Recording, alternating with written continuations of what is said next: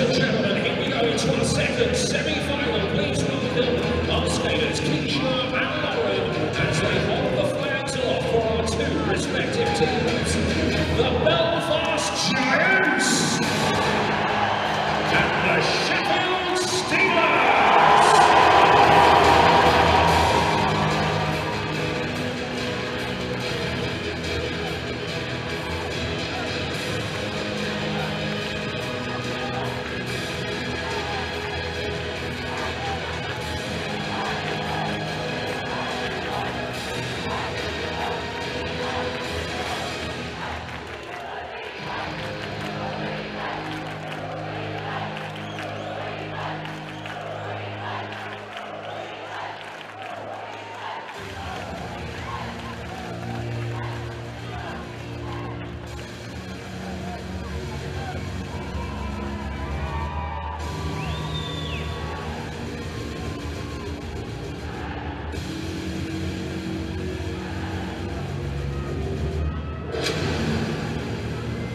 Good evening, fans of the Belfast Giants and the fans of the Sheffield Steelers.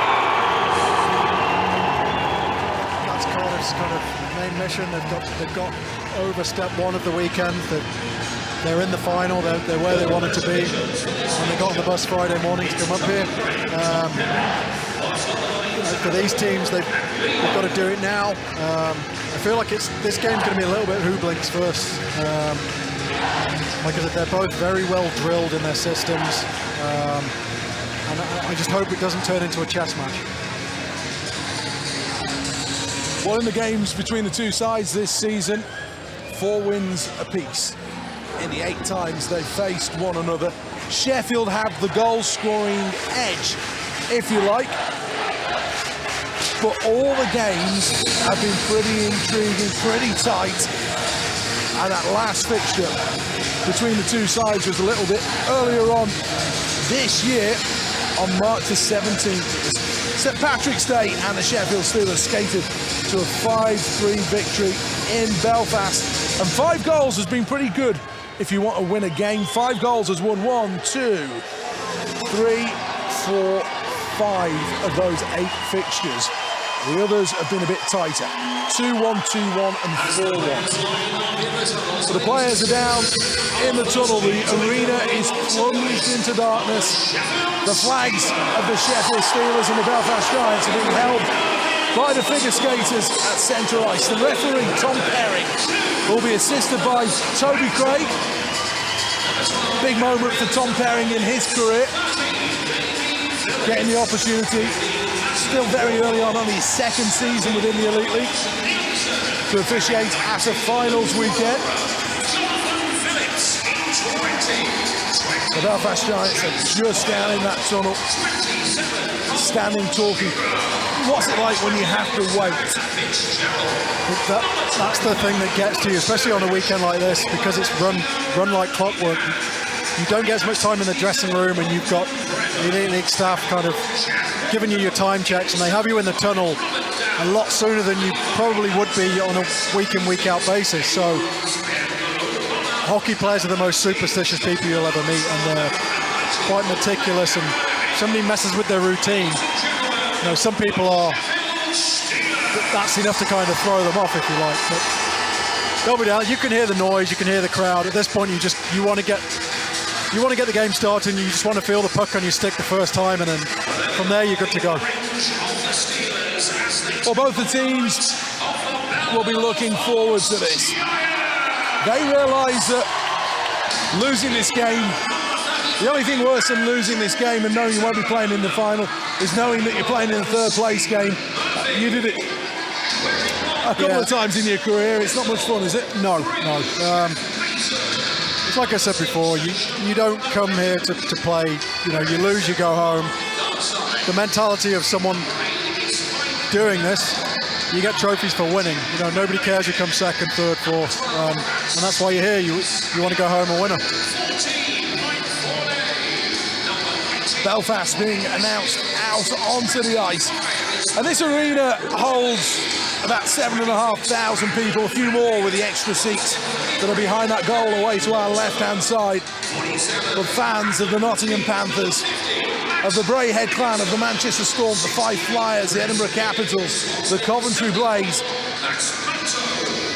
All the teams who don't actually have representation here. Well, these guys buy their tickets in February, and you take the gamble that your team will be there, but if not, you turn up, you put your jersey on, and you pick a team that you maybe want to follow, or you pick a team that you definitely don't want to win. And I would say, as a great big flag is being unfurled over those Belfast Giants fans, I'd say that when it comes down to it, the only fans supporting Sheffield will be Sheffield, and everybody else will be behind the Belfast Giants.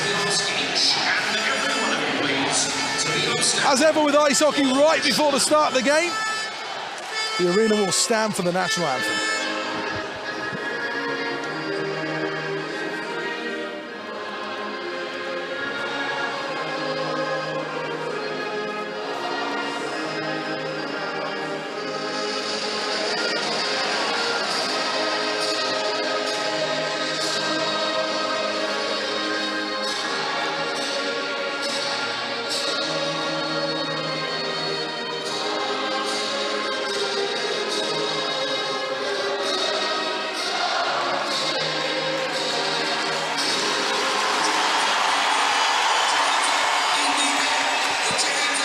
The two teams break away from their respective blue lines. Sheffield wearing white jerseys, orange shorts, white socks and orange helmets.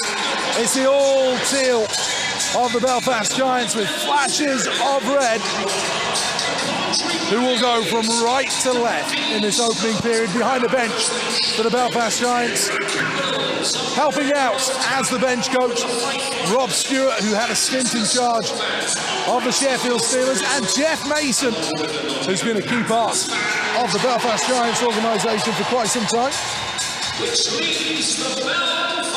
As for the Sheffield Steelers, well, two men who weren't here 12 months ago, Paul Thompson and Jerry Anderson. Well, they were here, but they weren't down at ice level. They were sitting 6 boxes away from us as they were figuring out what future they had working together.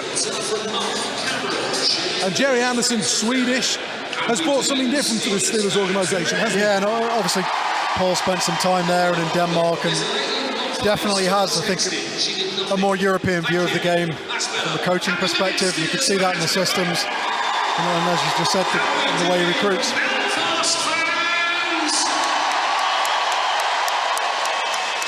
The atmosphere is electric. Those empty seats are being filled up all around this arena. Plenty in fancy dress. Brandon Benedict is out there with Higgins and Riley for the Belfast Giants. Fretter, Armstrong and Matthew Watt are the two, or the three should I say, who start for the Sheffield Steelers as we're underway.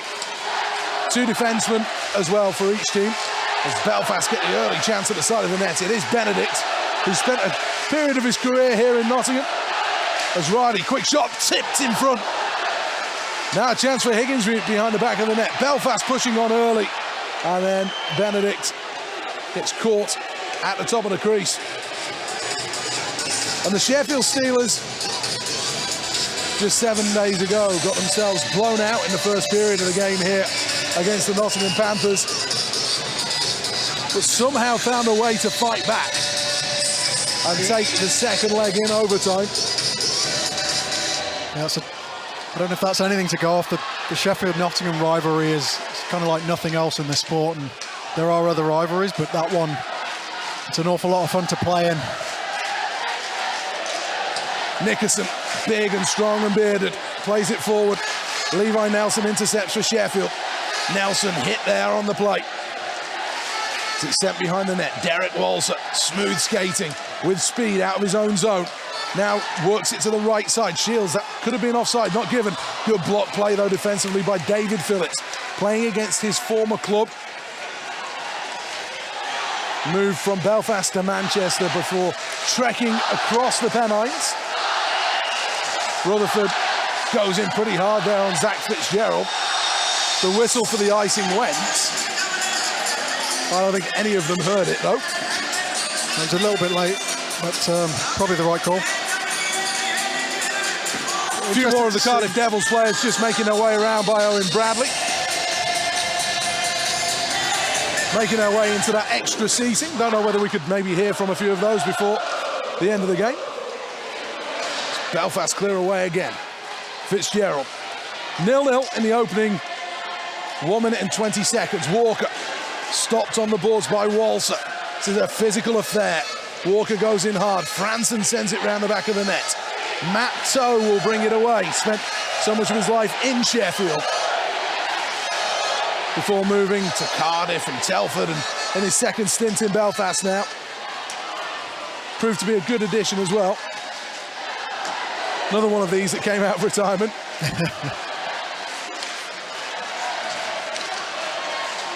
Rod Sarich. He was retired till about 3 weeks ago, maybe a little longer. Has possession behind his own goal line. Wraps it back to Jace Coyle. Coyle sends it forward. Phillips. Jonathan Phillips, the captain of the Sheffield Steelers, announced this week that he's signed a new deal. Here's Ferrara. Back to Phillips again. Phillips chips this one too high.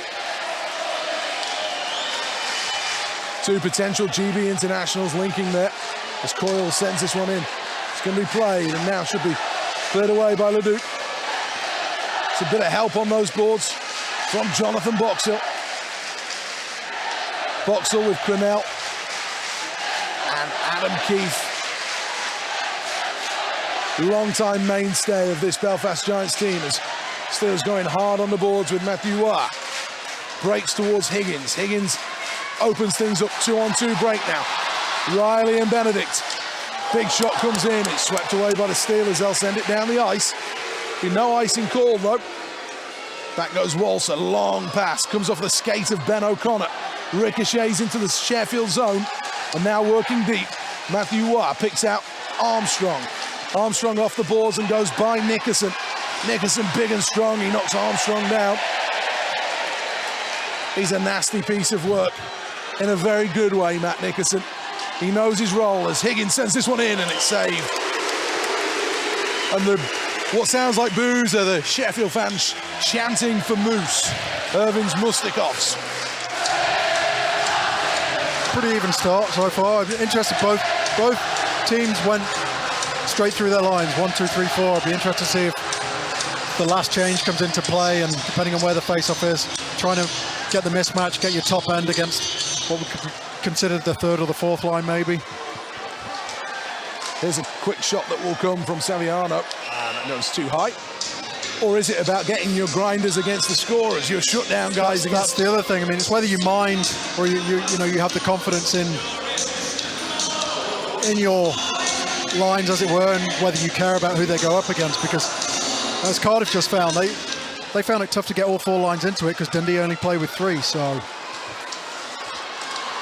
Demarais, challenged by Dowd. Saviano working hard, and now it breaks towards Levi Nelson of the Sheffield Steelers. 0-0, almost 4 minutes played. It's been far more staccato. There wasn't a whistle for the first 4 minutes of the first semi-final. Levi Nelson can't win it. Martinelli will bring it away for the Giants. Saviano, quick pass to Shields, had a great year. Saviano chopped to the middle. Levi Nelson, though, is back. And now Zach Fitzgerald. The outlet pass to Dowd. Dowd reversing well. Now into the zone comes Debian. Fires and scores! Short side! Guillaume Debian scored the winner 6 days ago to put the Steelers into the semi-finals. And he opens his account with a low slap shot here. Belfast 0, Steelers 1. That was an absolute bullet. I wonder if he caught Murphy a little bit awkwardly there. The puck, it took a lot of the middle of the net and he went short side. I don't know if Murph was maybe giving him that or trying to, a lot of time you come down the right side, you shoot far side. You shoot low stick, and he went short side and it was an absolute bullet. Well, the Belfast Giants in an early hole as Rutherford, from the restart, takes it behind the net. It feels like there may be more goals in this game than the first semi-final. Just the way things have started. Vandermeer hit hard on the boards. Rutherford, though, has it. Caught in his skates, breaks towards toe. On the red line, finds Vandermeer, winds up, clean shot. Misses the net, though. Saric there, bumped by Vandermeer, falls to the ice. Next breaking play, I think we'll hear from Mark Richardson. The Cardiff Devils defenseman alongside Owen Bradley.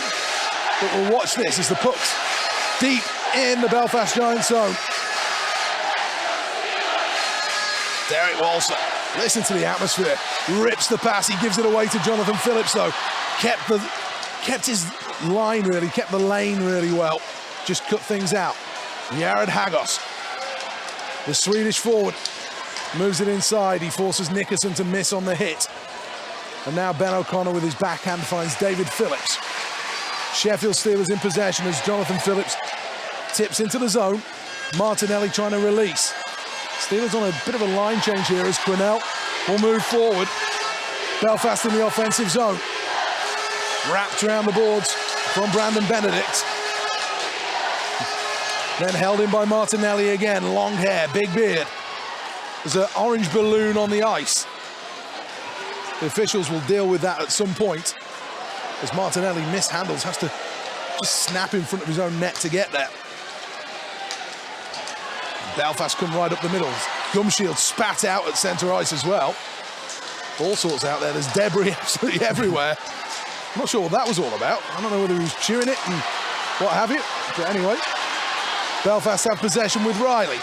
Riley tries to work the pass to Higgins, who's got those magic hands.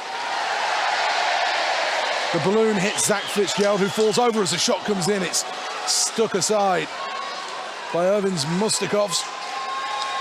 And now Belfast camped deep in the Steelers zone, take it behind the net. Working this one out in front. Steelers do just enough to disrupt it. Through Fret, another shot from the blue line. Another save, Mustakovs at the top of his crease. Belfast battling hard in the offensive zone. And the Steelers will just ice that. They send it length of the ice. We'll go ringside, close to the ice. Let's check in with Owen Bradley. Yeah, it couldn't be much closer. Great view from down here in the seats at the stage, and with the Devils defenseman Mark Richardson. First and foremost, what have you made of the first 7 minutes of this one? Yeah, it's been quite tight, like I expected it to be. Sheffield scored a nice goal there, but I think this one's going to be pretty close. I guess you're out here doing homework, but the number of times you've played these teams, are you going to learn much from today? No, I think it's just trying to relax right now after the game. You know, you have the choice of sitting in the hotel and doing nothing or watch a bit of the game. So, no, just trying to relax and watch a bit of hockey without any pressure on it. You got a bit of a scare earlier.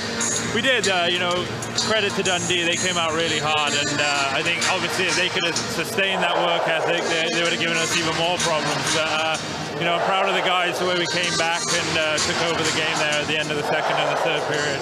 One game closer to that Grand Slam. Are those two words allowed in the dressing room? Have you talked about it yet? No, we haven't talked about that. You know, we're just like we have all season. It's one game at a time. We got the job done today. Now, you know, have a bit of a rest, and then we'll think about tomorrow's game when it's time. Well, thanks for your time. Thank you. Great to hear from Mark Richardson. He'll be very much part of Peter Russell's squad for Great Britain's campaign at the World Championships, which will be in Belfast, starting 2 weeks tomorrow. Coverage of those games on 5 Live Sports Extra as it breaks to Forney. Himself a former Sheffield Steeler. Saric, his old teammate, will move it clear. Dowd, right-hand side. Robert Dowd steps into the offensive zone. That's a risky pass, nearly picked off by Matt Toe. And now Rutherford, 2-on-1 breaking. It's a real chance for the Belfast Giants. Rutherford, saved by Mustakovs. Toe drag move around the stick of the defenseman. But when it came to the shot, he didn't get good lumber on it. No, he made a nice play, and Forney went to the back post, pulled as a defenseman, makes a little more room, but he just kind of put it right in his chest, more or less. But a nice play, and you know, just an example, kind of tiny missed pass, little breakdown, odd man rush coming the other way. Paul Thompson prowls on his bench. Little tip plate, slash from Rutherford on the leg of David Phillips. He's an agitator, Rutherford. A very, very talented hockey player as well. They've got wonderful hands. Scored a fantastic goal earlier in the year where he pretty much picked the puck up on his stick and planted it in the top corner in a lacrosse move kind of thing. Those who watch Patrick Kane in the NHL will have seen potentially before. There is Walker for the Sheffield Steelers, right up the middle. Now cuts to the right side into the offensive zone and offside against Marcus Nilsson.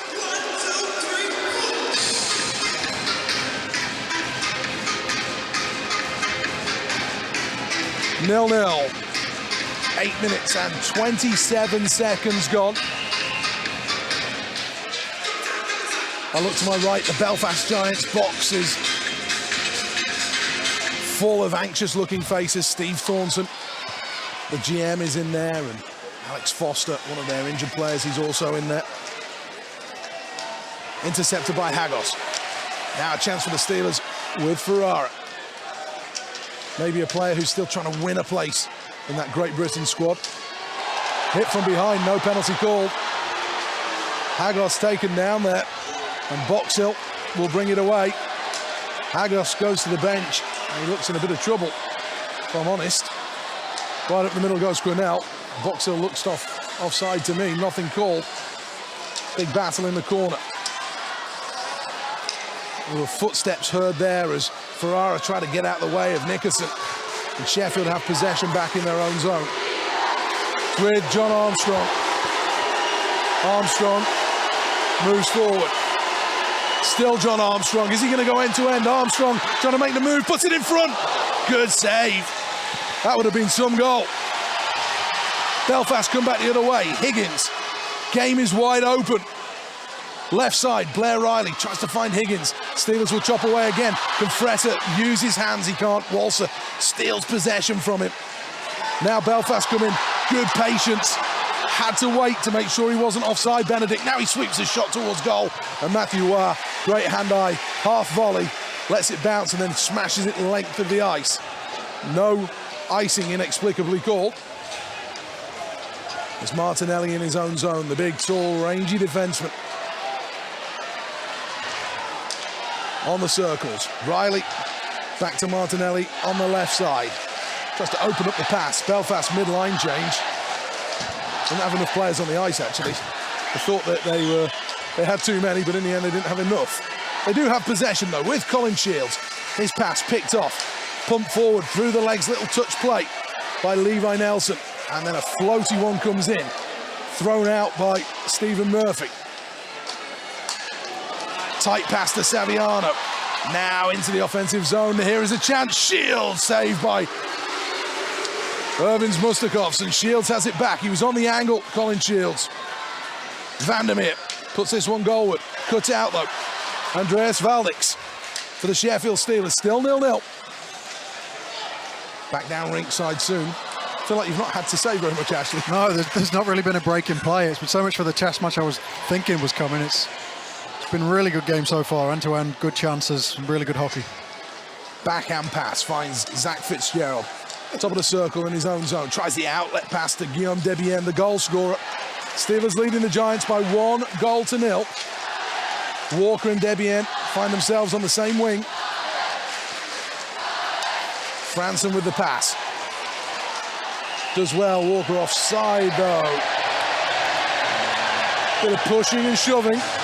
Walker is a big boy. I don't think he agrees with the decision. I think he was offside though. Yeah.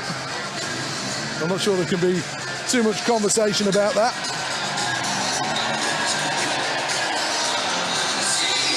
You're listening to 5 Live Sports Extra from the BBC.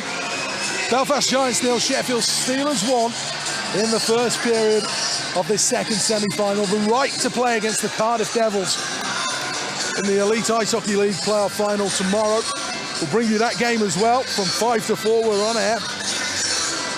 Face-off expected about 1:15.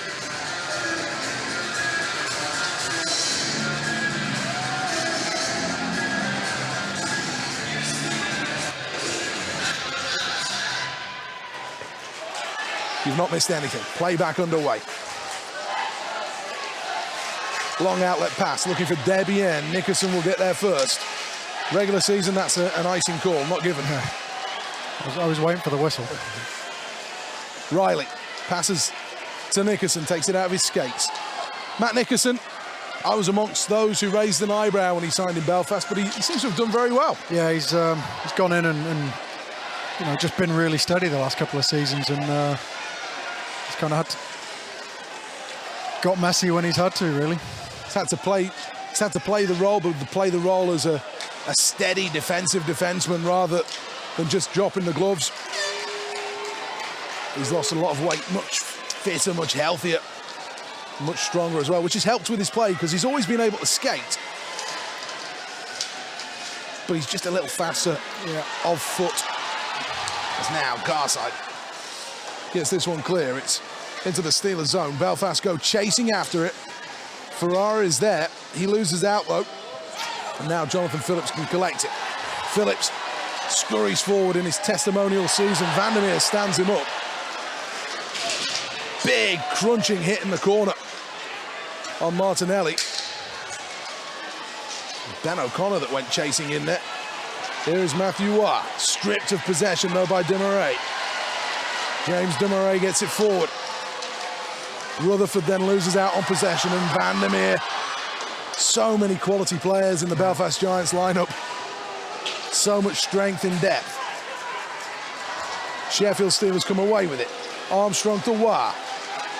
Matthew Waugh holds up at the blue line, then tries to shoot, but it's taken off his tape by Leduc. Falls to Waugh again, quick shot, blocker save. Sheffield Steelers trying to push, but Belfast will clear. They've got a 3-on-2. Steelers caught too deep, and now they come into the zone. Forney lays it off. What a chance! Glove save on Rutherford by Irvins Mustikovs. Really good chance. I think Belfast have probably had the better quality chances, but it doesn't take much. You've got to take those chances when you get them. Cut down the angle well. Irvins Mustikovs jumped out to the top of his crease.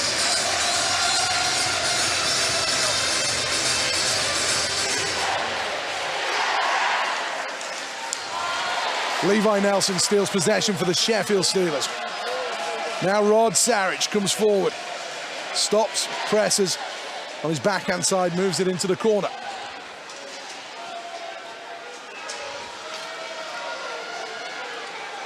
Steelers battling with Robert Dowd. Big hit coming from Nickerson. Nickerson then swings a stick at Dowd. There's a man spare out in front. Two defensemen were on one side for a moment. And Sheffield will take it behind the back of the net. Nickerson's chasing all the way around the rink after Robert Dowd. And that's not a battle that he wants to be in too often. That shot in again. Very nearly falls onto the stick of Levi Nelson. And now there's a break the other way. 2-on-3. Come the Giants. Rink-wide pass to Higgins. Is sticked away. Well read defensively by Rod Sarich. And Belfast zing it in again. And now they can win it. Here is Demarais behind the back of the net. He's done really well. Colin Shields. That's cut out in front though. Guillaume Debian. Well played by Walker to drag it from behind his feet.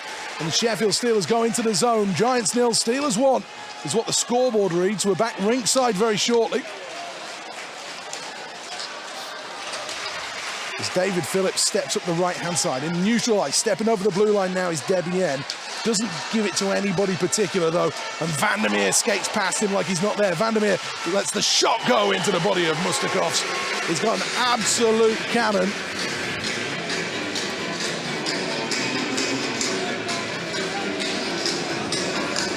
.4:45 remaining. Let's go down ringside. What are you seeing, Owen? And we're right behind that opportunity for Vandermeer. Mustikovs dealing with it. For me, he's been the busier of the two netminders, but he has dealt with everything pretty comfortably. And for Belfast, there just seems to be a bit of a disconnect at times when they get into the Steelers zone. The forwards not quite being supported by the defensemen perhaps as much as they would like. There's lots of passes coming from behind the net, from the corners back towards the point or the top of the high slot. And players simply not there. If Belfast can get a bit more puck back up to the blue line, a few more shots on, they'll bother Mustikovs, because as much as he's making the saves, he's not holding on to everything every time. It's a tight game. Steelers edging it right now, of course. Jonathan Phillips moves the puck forward. Vandermeer, super aggressive, chases after Phillips and hits him a couple of times. Vandermeer at the former NHLer. What's going on with Jonathan Phillips? First Vandermeer and then Keith gone after him. Is your old captain? He's just got one of those faces. No, I think him and Vandermeer have had a couple of collisions already. And here is Ferrara. Finds Jonathan Phillips. Phillips gets cross-checked by Vandermeer but keeps possession. Takes it behind the net. Still Phillips. Vandermeer goes after him again. He's going to have a sore head at the end of this shift, Jonathan Phillips. Sometimes you wonder, why me? Saric robbed of possession. This is danger. The shot comes and Saric nearly coughs one up in his own zone. Steelers survive. Belfast don't make the most of it, but Matt Toe may make it happen again here. He's got men over. Forney misses the net with a chance. Golden opportunity for the Belfast Giants. Still, the danger is there for Sheffield. Walser spins away from his man inside the blue line. Walser working wide. He's got Nickerson at the top, ignores him. Reverses into the corner again. Rutherford with a pretty ugly-looking pick, but then finds possession. Walser. Steelers running around in their own zone. This is better from the Belfast Giants. A little mistake, and Belfast should have really punished Sheffield. Eventually they clear the zone, and they got some very, very tired legs. And they get off the ice. Belfast come in again. Valdix finds Coyle. Now Phillips. And that's sent deep into the zone. No icing going to be called.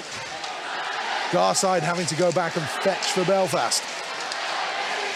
Sheffield's Valdix falls. Garside comes away with possession, but then Steelers just about win it back. And then Belfast clearing to neutral ice where Ben O'Connor has it. Dowd sends in on his backhand side. Murphy, the goalie, comes out and reverses. Dowd will collect. Steelers try and work it to the middle. It was a blind pass, though, and didn't help. And now, good bit of skill to get it towards Demarais. Demarais is on his bike. Gets into the offensive zone, uses the backboards to get it round. This game is super physical right now. Yeah, end to end as well. And that last little spell is probably Belfast's best part of kind of concerted pressure, or sustained pressure, should I say. There's a chance side of the net. Walker loses an edge. Falls over. Nilsson made the chance. Debian falls over. That's the cheer. Steelers send in deep. After it is Walker. He's going to go in hard with Leduc. Then Debian comes to help out again. Saric on the boards in the snow. Sends forward. Vandermeer on his backhand side will chip and chase. The chase is from somebody else. Saviano works it wide. Quinnell. And then Coyle has it for the Steelers, and Walker will use the boards and ask Jared Hagos to chase after it. Hagos has a man out in front if he can find him. He couldn't quite pick him out, though. It was Luke Ferrara, and Saviano brings it back the other way. Belfast 0, Steelers 1. Saric manages to get it up to the blue line. Ferrara finds John Armstrong. Armstrong couldn't go through the skates of Nickerson. Belfast back in possession at centre ice. Still Quinnell. Got past Wise on his backhand side, tries to make a pass, but Wow will nick it away. Then finds Armstrong, who couldn't handle. Has to go off the boards. Wow will go chasing. And Martinelli ignores his man. Steelers have it back, though. That was not as strong as Riley could have been on the boards. And then chipped into the stands. Horrible play, because it's a penalty. And I feel a little bit sorry right now for Derek Walser. I don't know whether the puck just wobbled on him a little bit. I think it did, yeah. It's low glass here. The glass is low, and it's a horrible rule, and when it happens to you, it's all eyes on you, and it's tough to point the finger, but 25 seconds. Belfast will look to get out of this 25 seconds where they are, and actually come in and get the kill done at the beginning of the second period. So the Sheffield Steelers go on the power play. Belfast just want to get out of the period at 1-0, but Steelers are in possession with Ben O'Connor. Eventually breaks towards the blue line. Steelers with Wah. Winds up, lets this one go 5-0. Where's the puck? It's underneath. Murphy did ever so well to close the door on that. Yeah, I'm sure Stewie behind Belfast bench is banging his head of there. They win the face-off, they got the chance to get the puck 200 feet, and they don't clear the zone. Rob Stewart, the assistant coach, the bench coach of the Belfast Giants, been doing that job for a long time. It's the face-off's won. Wah! Nose time's ticking, so it takes a wobbling puck shot. And it's cleared away by Belfast. That will do it. They'll be happy with that. End of the first period, the buzzer sounds. The Belfast Giants 0, the Sheffield Steelers 1. Who's the happier of the two coaching staff? Because Sheffield have the lead, but Belfast have probably been a better team. I was going to say that, yeah. I think Tomo obviously is going to be happy they're 1-up, and they'll build on the fact of that. But Belfast, I think, have probably had the better period, possession-wise, chances. So I think Tomo's going to say, listen, we're in a good spot, but we need to pick it up in a few certain areas. Belfast are just going to be saying, let's just keep doing the things we're doing. Maybe they need a bit more.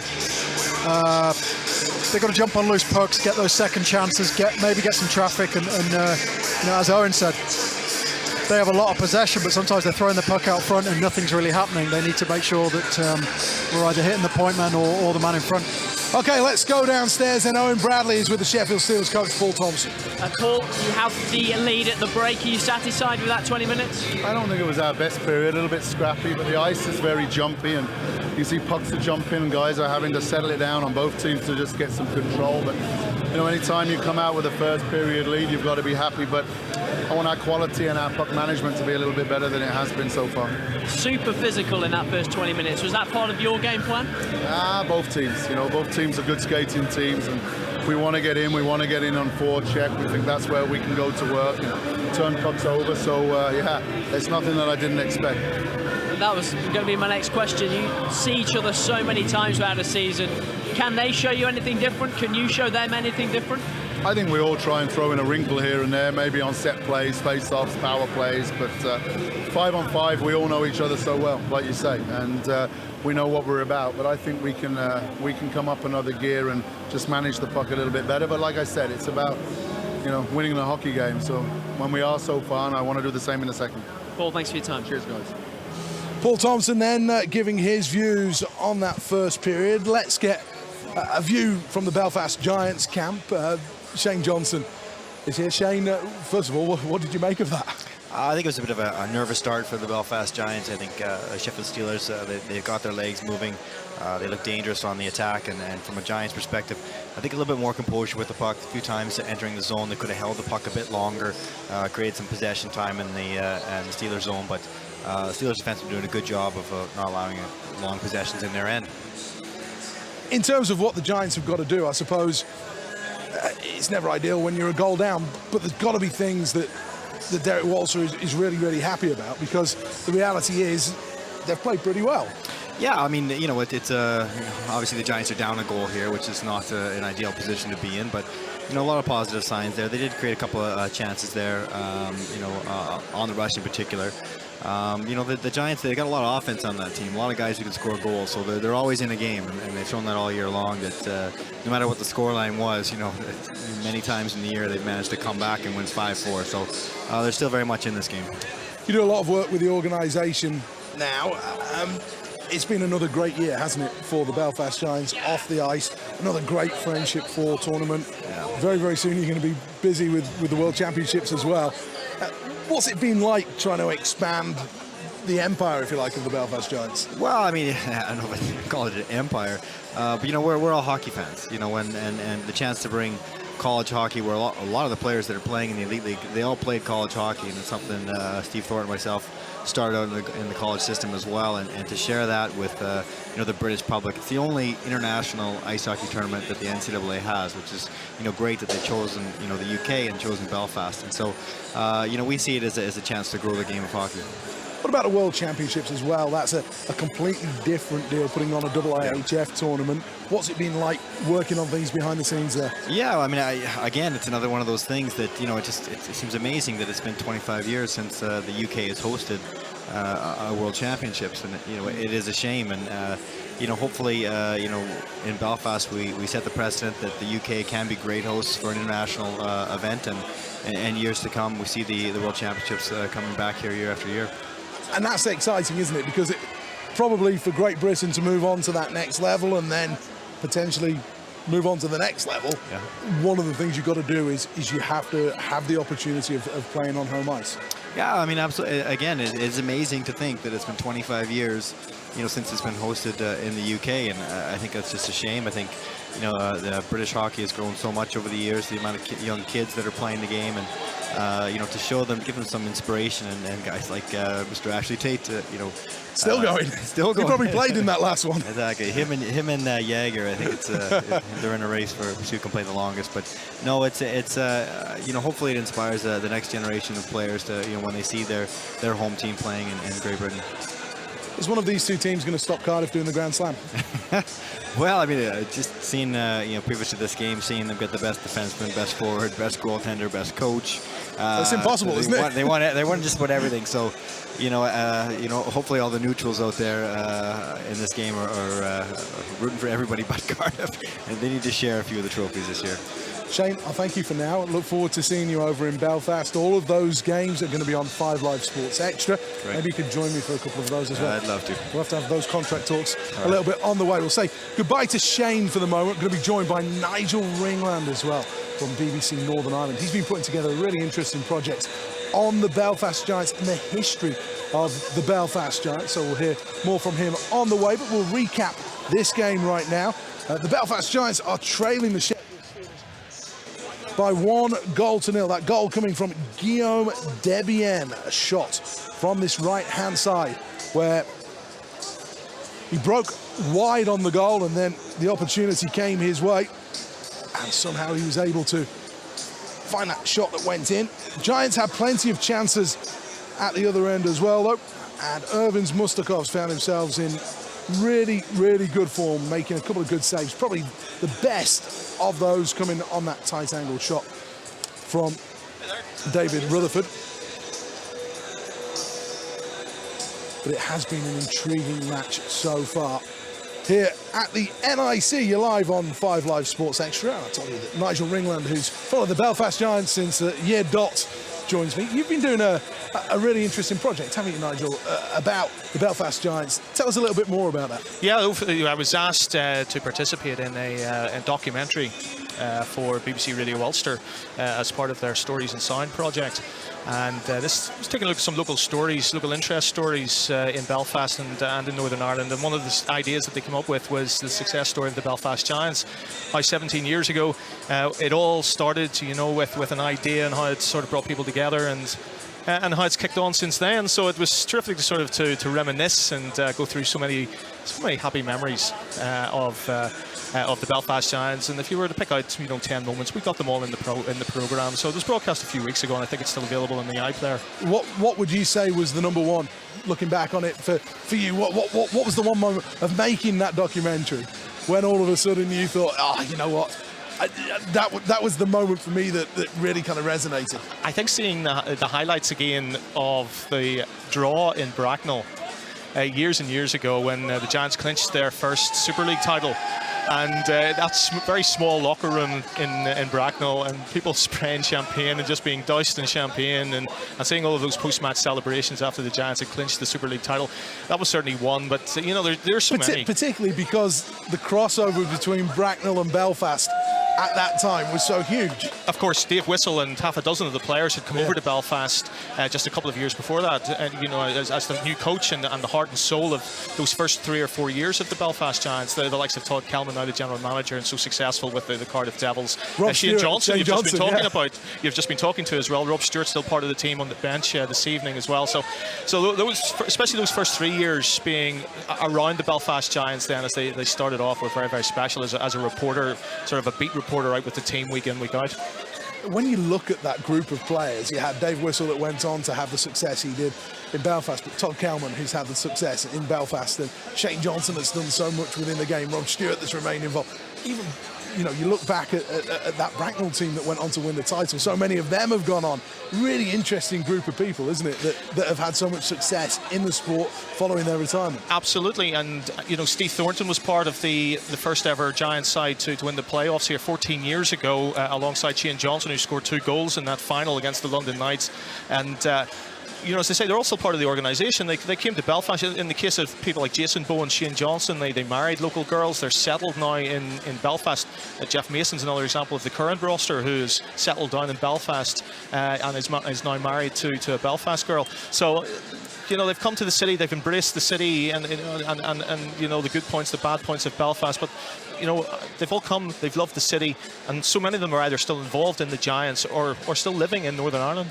What's it going to be like for the World Championships in Belfast? There was so much talk, wasn't there, as to whether, first of all, Great Britain would look to host anywhere. A lot of people thought it would be here in Nottingham, but actually Belfast is where it's ended up.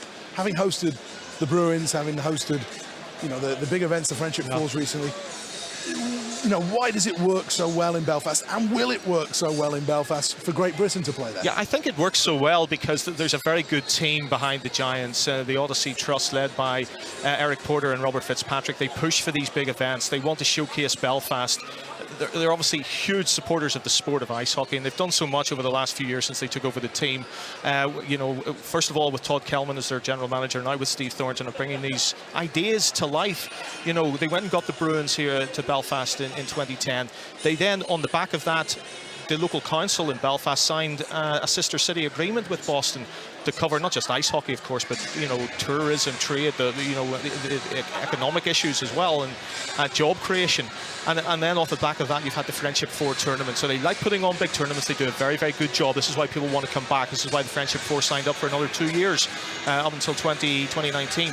And so the World Championships, it'll be unique. It'll be a little different because it's you know, it's not in Sheffield, not in Nottingham, maybe the heartland of ice hockey in the UK. But everybody's going to be made to feel very, very welcome. Belfast is a vibrant city now, you know, and for people who are coming from the European countries and further afield perhaps to watch these World Championships, they're going to see a city that's very excited about having visitors, about having them come and see not just the city. You know, the arena itself, as you know, so close to the Titanic building and the museum and where the Titanic was launched from. So much to do now in Belfast. So it's going to be maybe a little bit different if they held it in here in Nottingham or Sheffield. But it's going to be great. I think it's going to be a really good week. People ask questions politically. Would there be issues if you're wandering around Belfast with a big Union Jack on the front of your hockey shirt? Is that an issue anymore? Is that something people should think about? It's you know, it's something to take into consideration. The Belfast Giants, since the very start, have always been apolitical, if you like. There's only ice hockey colours allowed inside the arena, and you know, they've always been very, very careful to invite anybody to come and watch from, no matter what your background is, religious or otherwise, to come and be part of the sport. I don't think the World Championships will be anything different. Northern Ireland has its political issues at the moment, but I don't think that whether you're coming from, you know, Great Britain to support the British team, or whether you're coming from Lithuania or Japan or wherever it might be, you're coming to Belfast, you're not going to find any problems. What about this match here then?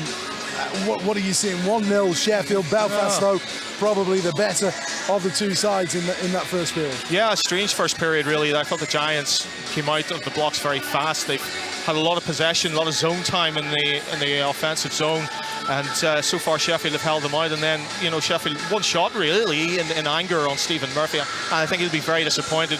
You know, that we had a very good angle up here in the boxes, sort of watching that shot, and you know, there was no screen, nothing in front of him, and it was a good shot, don't get me wrong, by Despians, but he'll be very disappointed. I think Stephen Murphy will let that one in. I think the Belfast Giants have to keep doing what they're doing, and hope they get a little break. But you know, Sheffield are going to have their moments in this game more so than they had in that first period. So you know, the Giants have got to be very careful. I'd be encouraged if you were a Giants supporter in that first period at the way they've played, but now they've got to finish some of those chances. Is this weekend a defining weekend in the Derek Walser era? could well be. What happens in the next 40 minutes in this game could well define whether Derek Walter is back as coach next year. That decision has not been taken yet. Those discussions will take place whatever happens this weekend. He took the coach's job, first ever coach's job. Maybe last year you could say, it was a team he inherited and he had to learn the ropes of a new league as a new coach. This year he's been much better, I think. Certainly the season has been much better. But they've got to win trophies in Belfast. If they don't win this playoffs trophy this weekend, it'll be the first time in the history of the franchise they've gone 3 seasons with no trophies. And the Giants fans have been used to success over the last 17 years, and they want to continue that success. So another season without a trophy would be disappointing. And then Steve Thornton has to weigh up the pros and cons, because if he does let Derek Walter go, then who comes in to replace him? And the top coaches in this country are all of jobs at the moment. So it's going to be an interesting couple of weeks, whatever happens. Okay. Say thank you for the moment. I know this is one of your favourites, so I'll let you get on with it.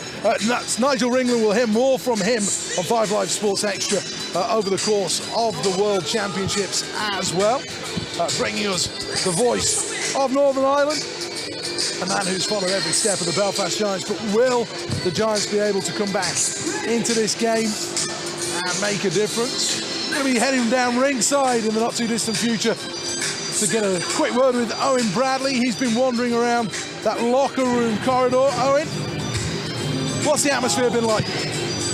Pretty calm between the 2 locker rooms. I think both sets of players will be reasonably satisfied with that first 20. You heard from Paul Thompson, who certainly thinks there are things that his team can do a lot better, the Steelers coach, in that second period. Lots of the Cardiff Devils players are still here watching this game. I'm just going to walk up into the extra seating that's been set up inside the National Ice Centre and try and find a couple of supporters. Let's talk to these 2 people. Steelers fans, how are you feeling, guys? One period in. Pardon? How are you feeling? One period in. At the minute, good at the minute, but obviously we'll see. Good at the minute, but you'll see. What about you for next year? How are you feeling? Feeling good after that first 20 minutes? Pretty damn good, really damn good, yeah. Looking really strong. Hopefully they can keep it up for the next couple of periods. Tell us what it is about the Steelers. Tell us why you're going to win this weekend. Because we're just fantastic, simple as. We've got it this year. We've done fantastic the last couple of seasons, so there's no reason why we can't do it again. So a couple of Steelers fans who are feeling pretty happy. There's a gentleman in the back of this block with a Steelers flag as well. I'm going to try and pick on this gentleman in the middle of a conversation and say, hello sir, you're live on BBC Radio. How are you feeling after the first 20 minutes of Belfast fan? It's a good game so far, and we're looking forward to the second period, get back into it again. Were you happy with the performance despite the score in that first 20? Oh, definitely. Look at the shots, 11 shots for Belfast against 7, so we're still in it.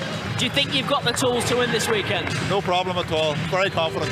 2 sets of very confident supporters down here at ringside. It is a pretty good view, especially when you get towards the back of this extra block down here. I wonder who the Devils players would fancy facing in the final tomorrow. I'm sure they won't tell us, but I might try and ask 1 or 2 on the quiet before this game ends in an hour or so's time.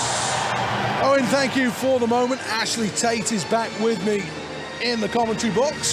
1-0, the Sheffield Steelers lead the Belfast Giants. You know Paul Thompson. What's he like when you've had a period like that? What's he like when he comes into the locker room?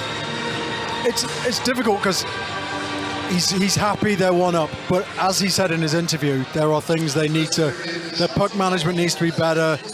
Just situational stuff that he would like to improve on, and it's getting that across without kind of being too harsh, if you like. It's going about it in the right manner, and that's always for me anyway, was always one of his strong points as a coach, was his man management and knowing how to get that message across and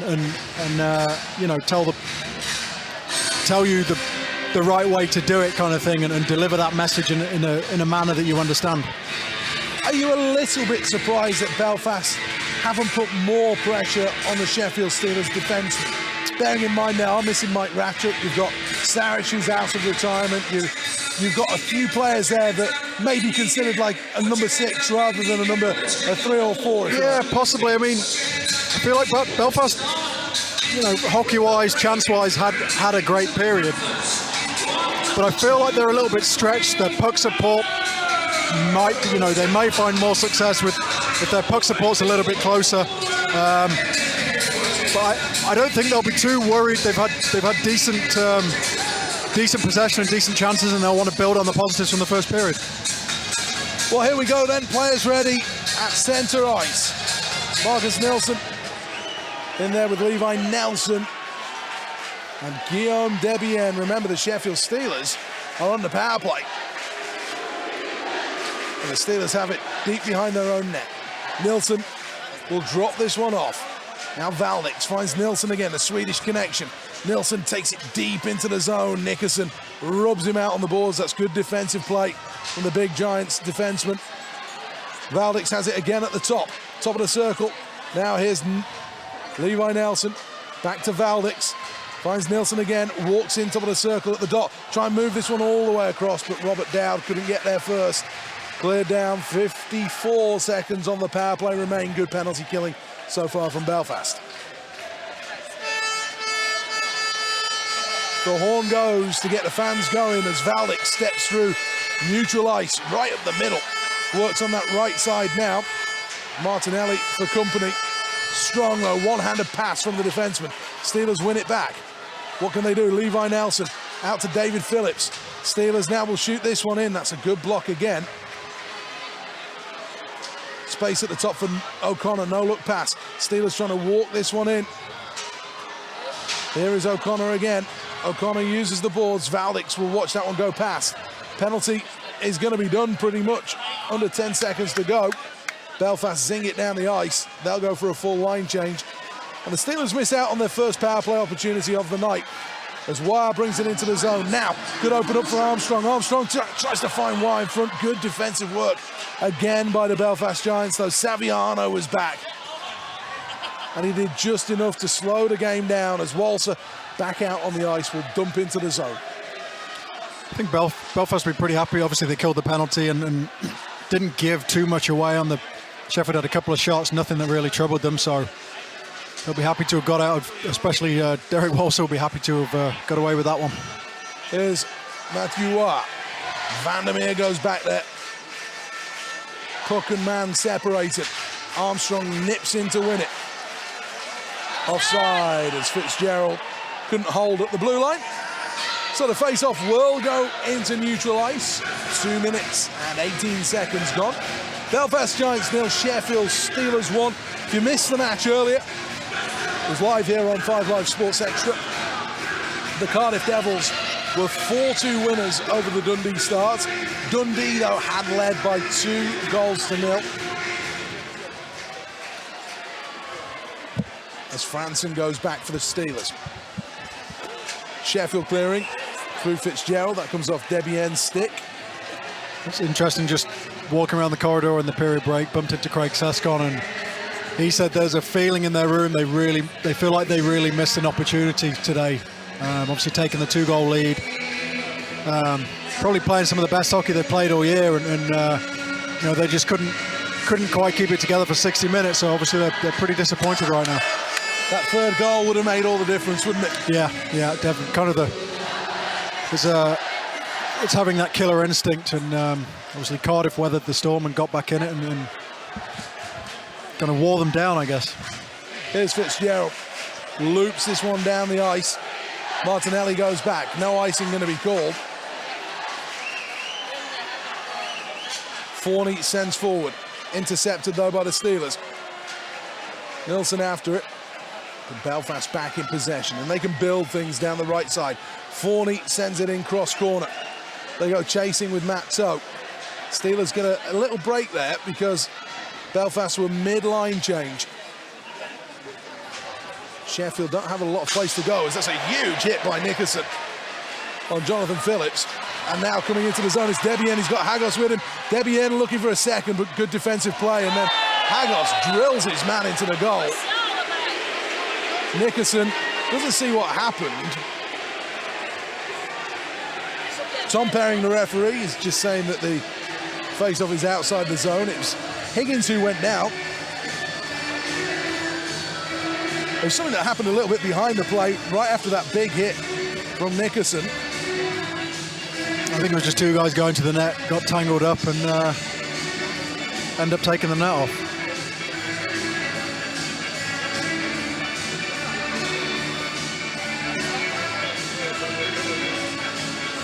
Heading back down rinkside very shortly to Owen Bradley.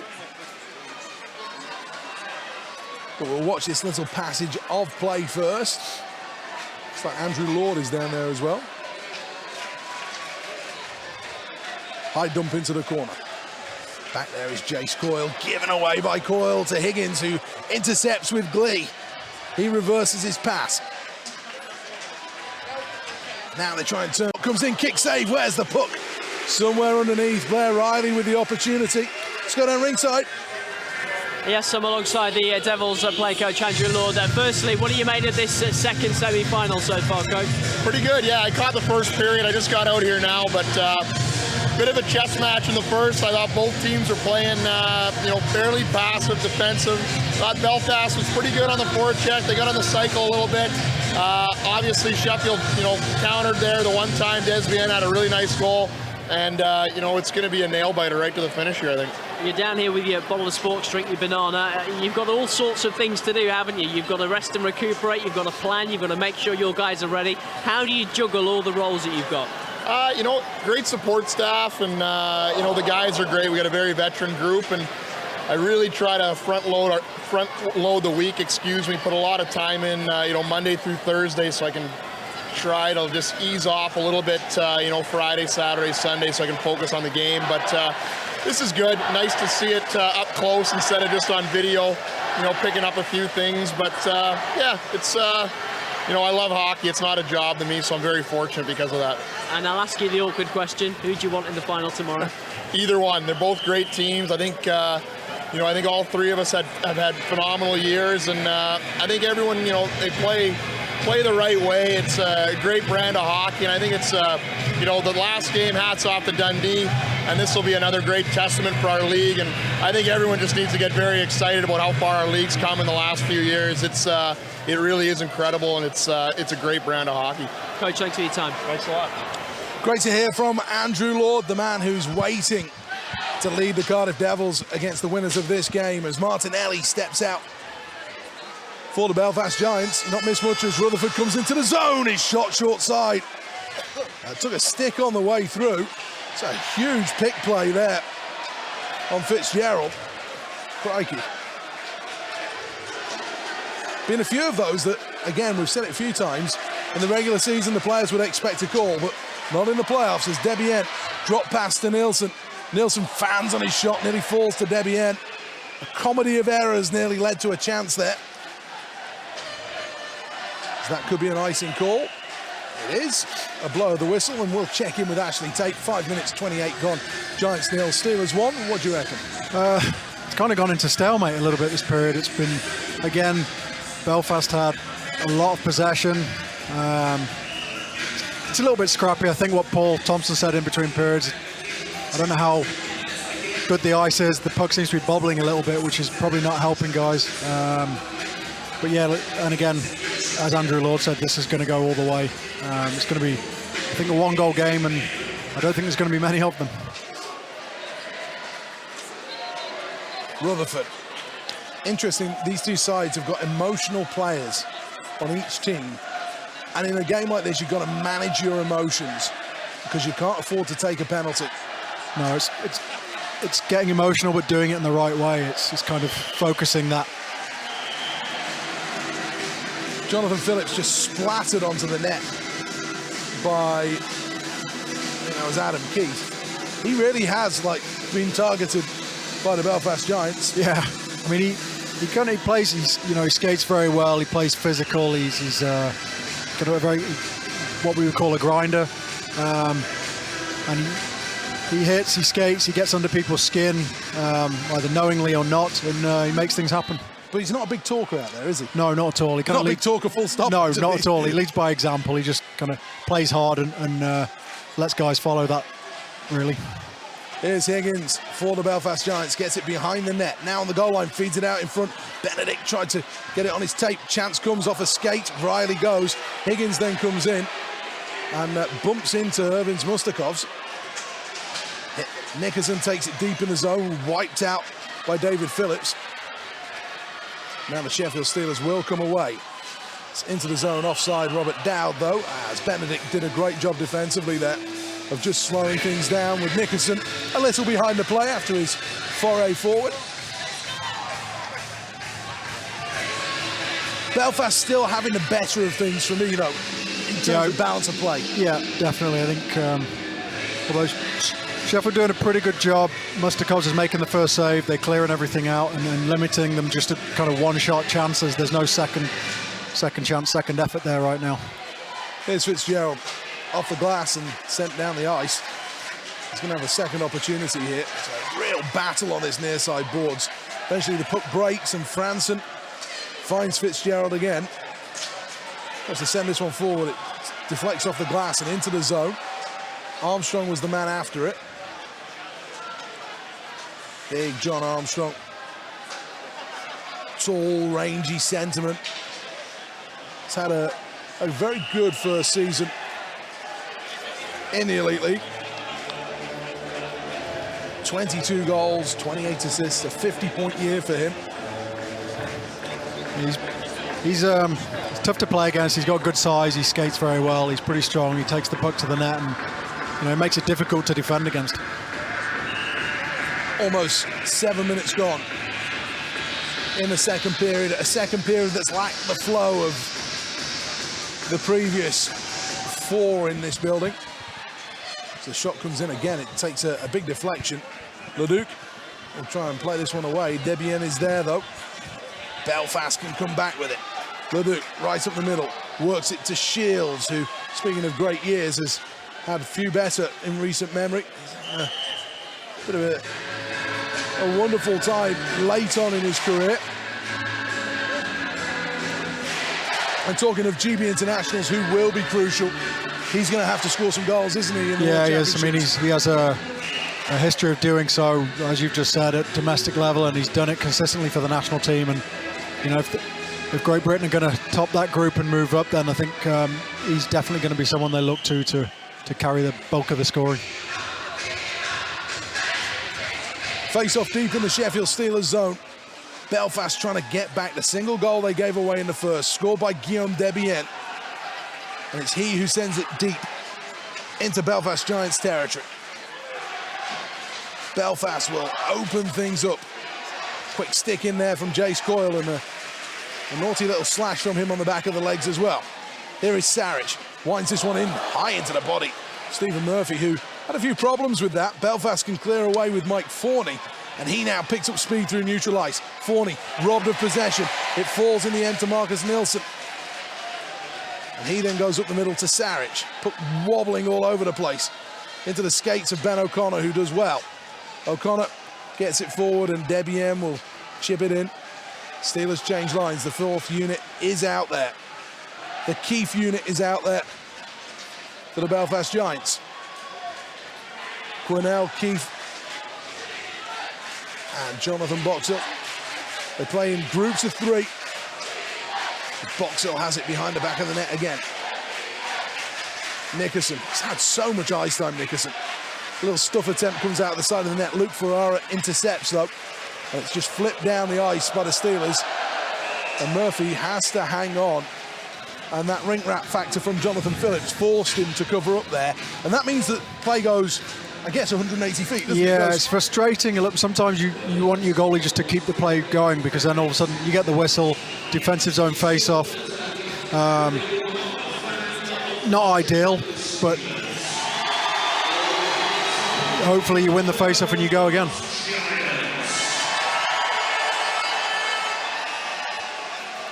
Giants 0, Steelers 1. Derek Walser, the player coach, deep in his own zone. A wonderful skater, Derek Walser. Makes things happen when he's out there on the ice. I always find it so interesting that Nickerson is paired with him as the chance comes for the Giants. That's high and over the top.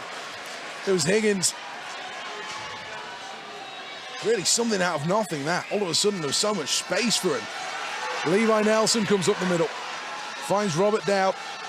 on this left side. Valdix gives him some help. Puck breaks again. Valdix has to track backwards.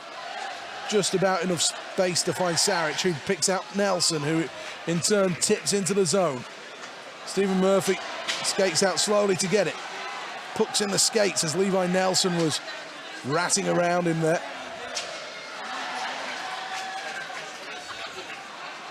I'm going to ask you, top 3 people you dislike playing in a moment. Here's Demarais. Shot from the tight angle. It's easily sticked aside, and now the Sheffield Steelers deep in their own zone once again.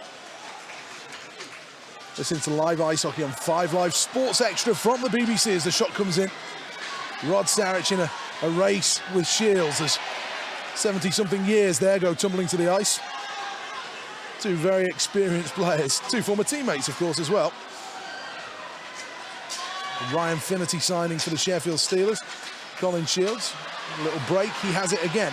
Shields shoots this one in low, it's sticked aside again by Mustakovs. Didn't really trouble him as Leduc has it. Belfast are having a good little pressure moment here.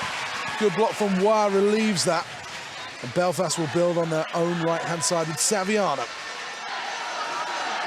It's not quite one-way traffic, but the ice is tilted right now from left to right. That's the way that the Belfast Giants are shooting. Toe spins away neatly. Toe can't quite beat the skate of Rod Saric. And now Rutherford. Coyle keeps him company. Leduc. Leduc again winds this one up, shatters the stick of Matthew Watt on the way through. He's now skating around without a stick. Bits of it strewn all over the ice. Belfast continue to press in the offensive zone. Mike Forney comes away from his man. Effectively, this is a power play right now, but given away. And now Colton Fretter will skate for the Sheffield Steelers, goes through the leg of his man. Big slash coming, and Leduc then fires the puck into the figure of Colton Fretter. And he's standing over Fretter and shouting at him. And Leduc's wound up here. Yeah, I think, yeah. Well, he stuck him in the face, didn't definite high stick. No intention. It just, I think he went for the stick lift and obviously completely missed, but it's a big passage of play right now because Belfast have a lot of momentum. Can they get more by killing this, or can Sheffield kind of step on the throat of the game and tilt the ice the other way? It's an unfortunate one that, as you say, stick lift, your stick's coming up always, you just miss, yeah, and you go straight into their face, and it's one the referees have to call. Yeah, of course. I mean, it's difficult to deny it's happened. It's accidental or not, it's a penalty. So the Steelers on their second power play of the game, and Belfast on their second penalty kill will clear all the way down.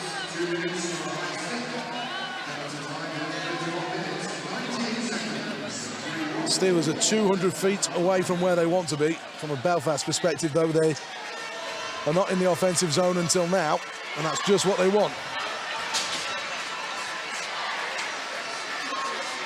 Mustakovs comes out to play the puck. The Steelers netminder plays it off the backboards.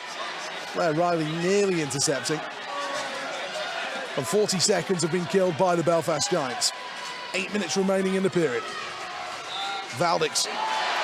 There's a man just dumped on his backside as Nielsen Vandermeer has been an absolute wrecking ball out there. He's a large human, as they say. Here is Debian. Reverses the pass. Now Nielsen. Nelson. Belfast doing a really good job of taking time and space away right now. Steelers, though, maybe do have some time with Robert Dowd. Steps one in, good pad save down low from Murphy. Levi Nelson. Shot comes in, just wide. Second chance, Levi Nelson, great save! A wonderful, wonderful stop. And are we going to have a scrap now? Keefe has Debian down. Martinelli and Debian are going to go. Or are they? The linesman trying to jump in. Debian hasn't dropped the gloves. And Robert Dowd is in there as well with somebody. He's got him wrapped up. That's Quinnell. Yeah. It's a good trade for the Belfast Giants, that.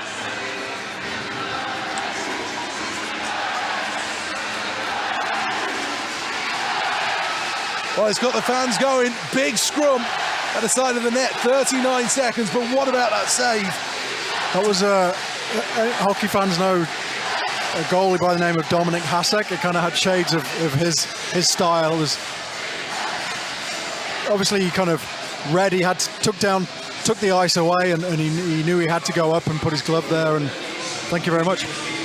Another broken stick goes to the bench. It's been an expensive weekend for the I'm teams. sure anybody who's controlling budgets is not happy right now. It's another 100 and a lot of money, yeah.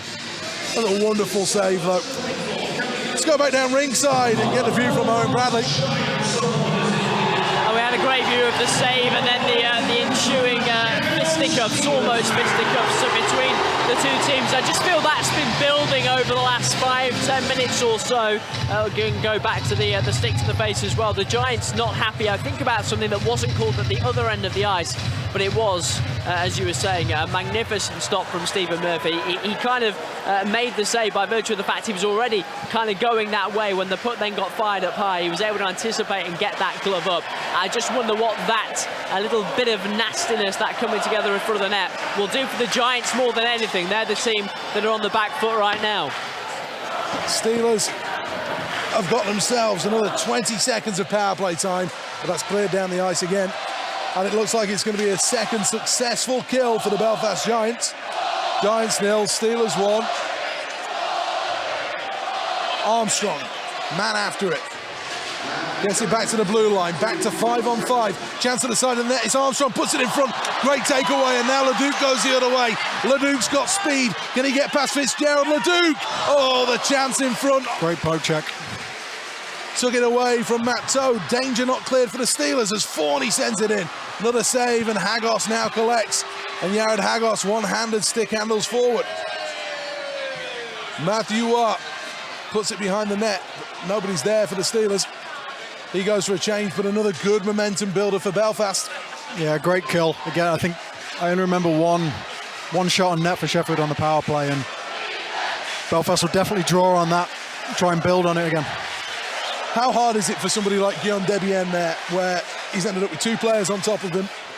Sometimes there's not a great deal you can do. You're getting shoved in the back. It's shoved from the back into someone else. You're going to meet something somewhere. So, I mean, he knows. He's been around. Like you talked about, it's controlled aggression. It's keeping it focused and heading in the right direction. I suppose that's the question, though. How hard is it for him to curb his natural instinct, which would have been to drop the gloves and fight with Martinelli? I get it's one of those things. Regular season, I think that would have happened. Right now, you kind of bite your tongue and you deal with it. You take a shot to the head because you're looking at the bigger picture.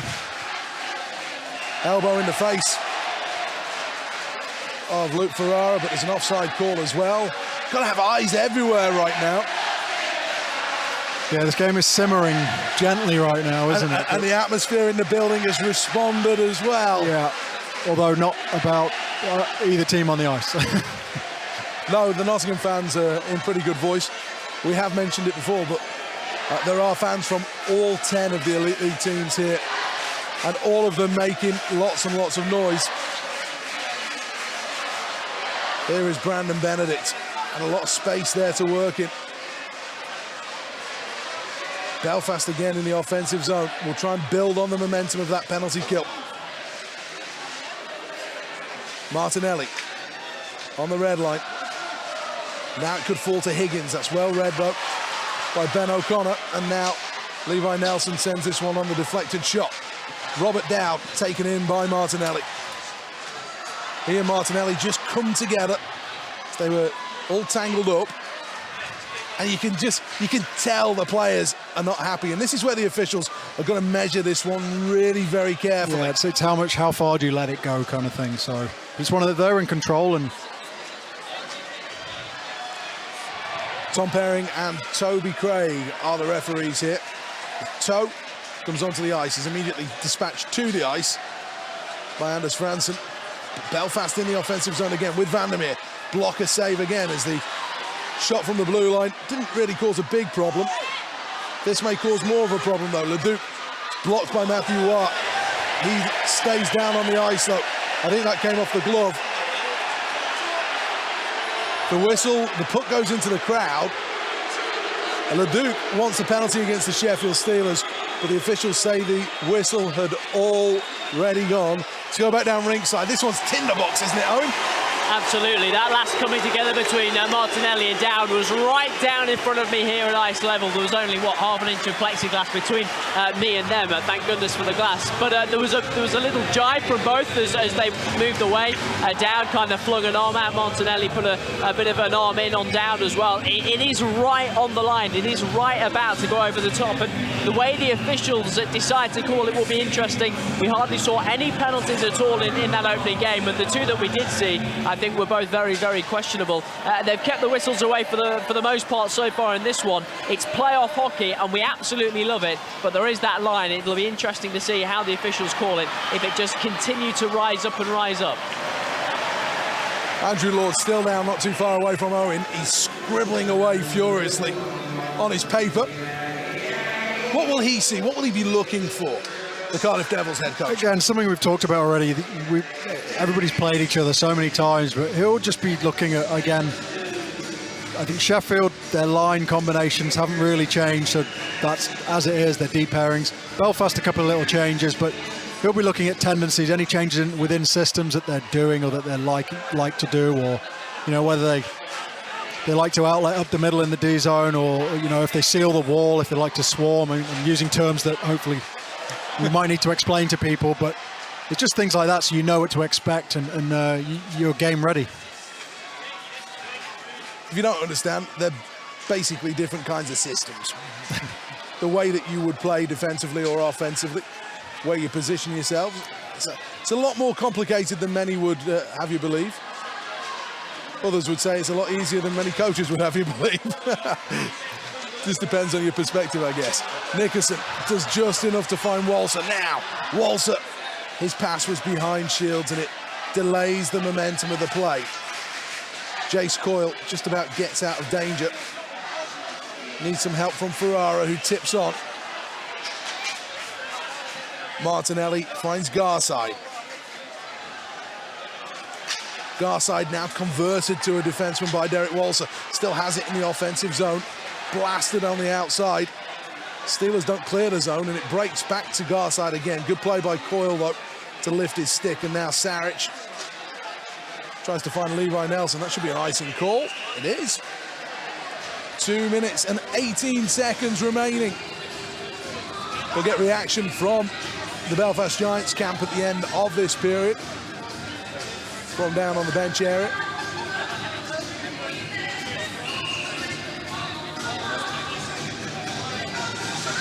So Belfast with an offensive zone face-off. And those fans, one Belfast Giants fan who looks like a mid-80s Rod Stewart. Shot comes in. He came to one of your games this year. Yes, he did. Did he pop into the room and say hello? No, he was, I would say, conspicuously in and quickly out, I think.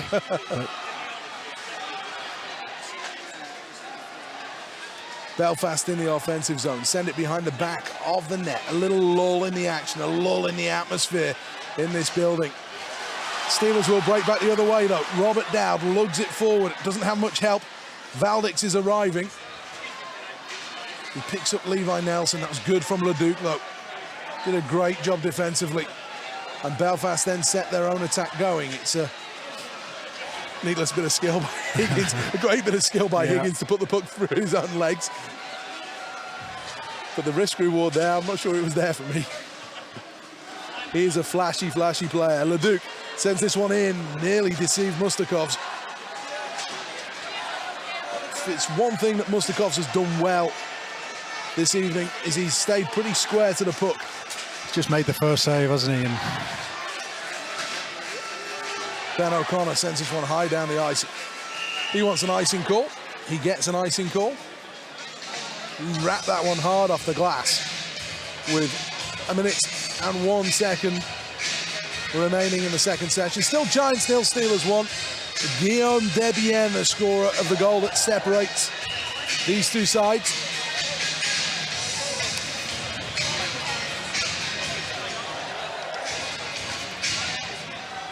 There is Walser. Space opens up. First save made again by Debienne from just inside the blue line. Nickerson to Walser again. Long range effort watched wide as Shield pokes it behind the net. Goes high off the glass. Wah, crushed by Nickerson. Here's Ben O'Connor again, just couldn't get the puck under control. Saviano brings it back in. Steelers still don't clear the zone. Could be punished here. Saviano goes to the net. Goes back to the top of the circle. Double clutch though for Demarais. Shot comes in, double deflection out in front, never makes it through. It's really bitty out there right now. Eventually Steelers do clear down. Puck The just ice. doesn't look like it's sitting down at all. But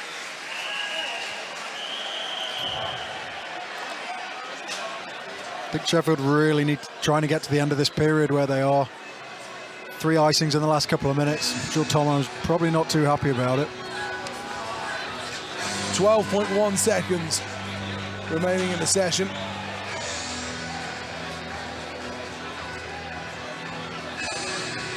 When you ice the puck, you can't leave the ice if you're the defensive team. And so that means there are some pretty tired players out there right now. Will be cleared away by O'Connor, just held in on the blue line again. O'Connor gets a second chance. This time he will clear the line. And that will do it for the second session. The buzzer goes. And the Steelers continue to lead the Belfast Giants by 1-0. Riley and Walker.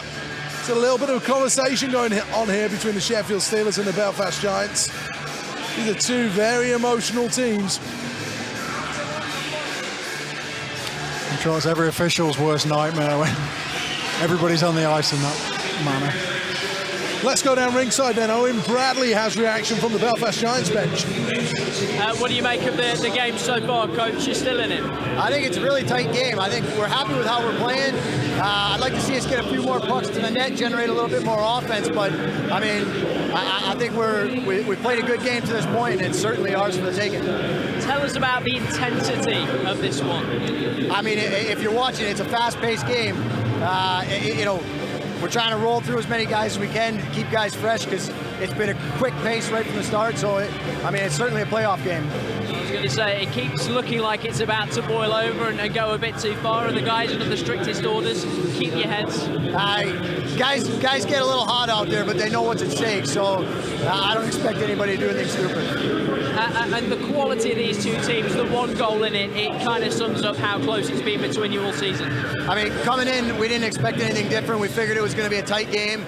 It's played out pretty similar to how we thought, and like I said, we like where we're at right now. Hopefully, we can get a few more, a few more pucks at the net and get a couple in. Coach, I'll take your time. Thank you.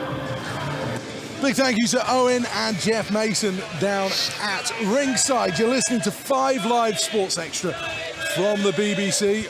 Already, we can tell you that a bit of singing is for my next guest, I'm thinking. The general manager of the Manchester Storm, Neil Russell, has come in to join us. Already Cardiff Devils are through, having come from 2 down to beat the Dundee Stars by 4-2.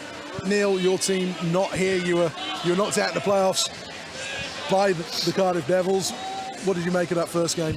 I thought it was a good game, Seth. I thought the Dundee Stars came out and did what they had to do and put Cardiff under pressure early doors, and that's exactly what they did. I thought Vinny Scarcella was superb as he has been. Boy. Yeah, one of our old guys from last year, and we were obviously very disappointed to lose him in the off season, and he's been sublime for the Dundee Stars throughout the course of this season, and.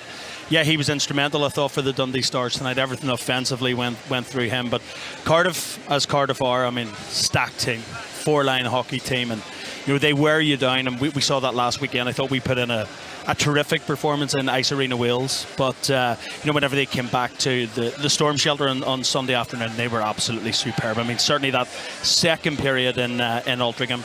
My goodness, it was like a 20-minute power play. We barely touched the puck. They were that good. And, I know Andrew Lord said after the game that was nearly one of their most complete performances of the entire season. So to see Cardiff come back was a surprise no over the course of 60 minutes. As I say, they wear you down. And, fair play to them. It's they deserve to be in that final place and going for a Grand Slam. Scoreboard here says Belfast 0, Sheffield 1. In your opinion, fair reflection of the play? I think so. I think at the end of the first period of fair reflection, thought the Giants certainly came into the game a lot more in that second period. I think probably Walser wouldn't have been overly happy with his team's first period performance. Haven't seen any replays. My instant reaction maybe thought Stephen Murphy, who has been absolutely sublime again for the Belfast Giants this year, he maybe would want that goal back. But the general consensus of opinion in our box was that was an NHL shot from Debian as well. So not sure what your thoughts on that one were, but a clean shot beaten short side. Goalies are always disappointed. Absolutely. So listen, a fair reflection, more than likely at the end of 40 minutes. I think Belfast have still a bit more in the tank to give. I think Mustakov's has been solid as well, and that pressure that Belfast were putting on him in the latter part of that second period, Mustakov stood tall. Sheffield have conceded late goals, no less against the Manchester Storm. This season. Is that something that will worry Paul Thompson? Is that something that will maybe give Belfast a bit of comfort at this stage? Absolutely. I mean, listen, I always hear Omar, and I'm sure plenty of coaches would say, take the games deep. Let's stick in the game. And I think the Belfast Giants are a stacked team offensively. You just look at someone like Chris Higgins, Blair Riley. These guys can just unlock a game just like that. So Belfast can go from scoring 1 to 3 very, very quickly. They're that offensively gifted. But then, of course, look at Sheffield as well. I mean, the offensive parts. 2 very, very stacked teams. And a credit to the Elite League. I think you just see the quality of this league just going up and up every single year. It's been superb to see. And the reality is that the final, whichever of these two teams gets through, is going to be a good one. Oh, 100%. It really is. I think tomorrow it could be an absolute barn burner here. The atmosphere is going to be absolutely electric, and I love the playoffs. Love everything about the playoffs. It's 7,500 people just come together. It's a carnival atmosphere. I know a few of our guys, like Eric Nielsen, Dallas Earhart, Paul Phillips, have never been here before, and we brought them this year. And Eric Nielsen said, I've never seen anything like this, just the carnival atmosphere and all fans from different teams all mixing together and what have you. And I think tomorrow it'll be an absolute barn burner, whoever it is that the Cardiff Devils play. Year 2 of the Manchester Storm. How's it been? Superb, really good. I think you'll have seen me on social media as well talking about the business side of it. We have had 3 natural sellouts this year, which has been absolutely brilliant in our second season, 4 across both years that we've been operating. I think our product on the ice has been overall better than what it was last year. I mean, Omar had more time to recruit the team and put the team together. And we're very happy with a big thing from our perspective this year, Seth, was building that culture and identity. We didn't necessarily, because we had to put the team together very quickly last year, didn't necessarily get the individuals that we maybe would have wanted who would stamp that culture and identity on the club. Whereas this year, with the likes of Eric Nielsen, it's been absolutely superb. And I think that's the interesting thing with Manchester, isn't it? You've made all of these steps, and all of a sudden the Elite League expands to 12 teams, so you're no longer the new boys. Absolutely. I mean, it's not doesn't take too long for the honeymoon period to fall away. And I've said that to our guys. I've said it to Omar. I've said it to our fan base as well. I mean, of course, as a new team for the first couple of years, you get away with certain things, but as you move forward, expectations start to rise, and rightly so. That's good. I want our fans to expect, because there's nobody that expects more than me at the top of the food chain, in essence, if you want, for want of a better term.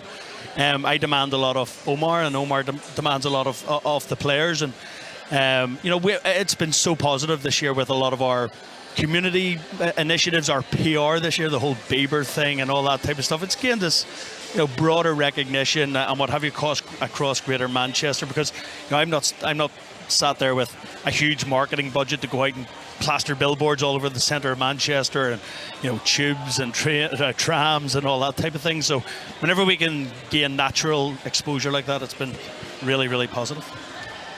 It's going to be a big change with 2 teams coming in. We spoke to Tony Smith before, spoke with Steve Ward before about the possibility of there being 3 conferences all of a sudden, a Scottish conference and then 2 others. I'm going to put you in charge right now. Make me those 2 other conferences. Oh, Mr. Bennett. Well, put it like this: from a Manchester perspective, with the way in which our business is set up, it's fair to say that, and this is very straightforward, the Scottish teams love the conference system. Why? Because they play each other a lot more often. the proximity, bigger crowds and all the rest. And it's exactly the same for us in Manchester. Whenever we play Sheffield, Coventry, Cardiff, our crowds are bigger. It's just natural. Nottingham obviously as well. So you asking me 3 groups of 4? Yeah, 3 groups of 4. You know, from a business perspective, I'd probably be saying Manchester, Sheffield, Nottingham. I'll go Coventry. So you put Belfast, Cardiff, and the 2 new teams, Milton Keynes and I think Guildford in that group. And I think that's where the debate around the table comes in, and that's where, with any new league structure, additions to the league, changes within the league, you know yourself, there's a lot of jockeying for position, and because hockey-wise, you'd probably be better in the league, wouldn't you, with Coventry, Guildford, and Milton Keynes? Absolutely. Oh, absolutely. But, and this is me, Mr. Businessman, head on, 110%. And that's the way I have to think. I leave the hockey side to Omar Pasha. I employ him to put our team together and to get results on the ice. I've got to look after the business aspect of things. And we noticed quite a remarkable difference whenever we play the likes of Sheffield, Nottingham and Coventry. And not just with away fans coming, but it naturally, just because of that local proximity as well. Manchester fans just come out, oh, we're playing Sheffield, local rivalry. Nottingham, local rivalry. Coventry, it's local. As whenever maybe, and the Edinburgh and Dundees and Fifes would say the same about a Manchester, and I know in Braehead, I mean, they get natural sellouts against Dundee and Fife, but sometimes struggle to sell out against Sheffield. I find that amazing because I see what our crowds are like against Sheffield. You know, we're practically very close to sellouts a lot of the time, if not selling out all the time against Sheffield. So it's going to be interesting times ahead. There's a lot to be still discussed and agreed upon. How is it going to be agreed in that boardroom? Take us in there. How are they going to agree this? Because the way it's always been in the past, you needed to get your votes. Of the 10, you needed to get the 7 votes to get whatever you want through.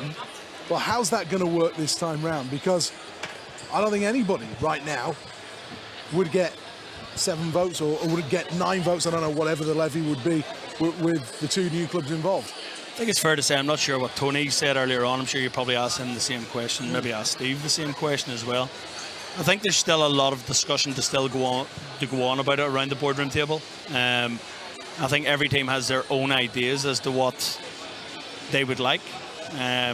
Is there going to be overall agreement on it? More than likely not, but I mean, that's something as the 12 teams that are sat around that table. You're looking at me as if I'm talking like a politician here, Seth, aren't you? But it is the truth. I genuinely hope that all 12 teams can batter something out, an agreement that works for everybody, because league expansion is good. League expansion is important. It should strengthen numbers, for want of a better term, as well. And I think our league has progressed so much. My goodness, I mean, you're like me. You remember the old ISL Super League days, and you know, teams going bust left, right and centre because they were overspending and couldn't deliver on overall bums and seats and creating a good business model. The Elite League started from very little, and look where it's come now. And teams are being fiscal. I know we are. I'm sure all teams are being fiscal in their approach to their businesses, and we've created something really, really good here. Nearly 1 million people have been to watch ice hockey live in the Elite League this season. I hate the expression. I know it's said a lot about ice hockey being the best kept secret in the country. It's crazy numbers that you've just rhymed them off, that come and watch our great sport.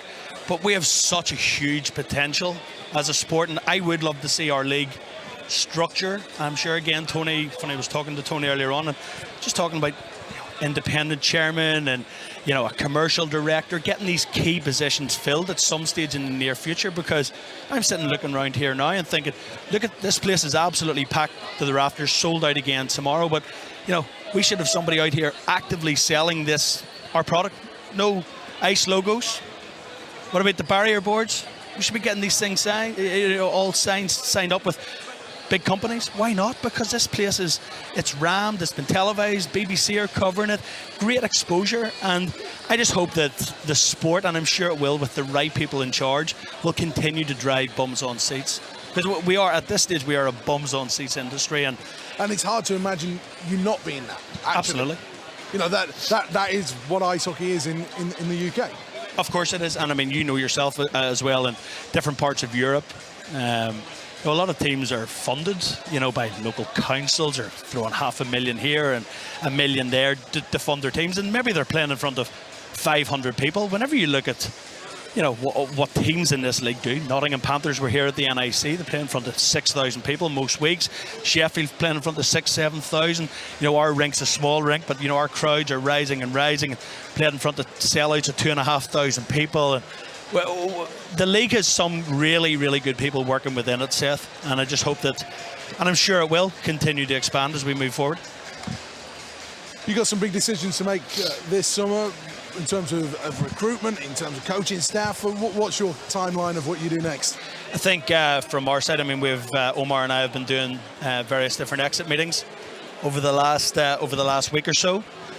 I'll tell you one thing, Seth, from a Manchester Storm perspective, we sitting down with all the guys, I would say there's maybe one guy that will probably wants to move on to a higher league and wants to move on maybe back to the American League and what have you. But everybody else that we have had here this year have had an absolute ball. Love the city. We look after our guys well. We put them up in good accommodation.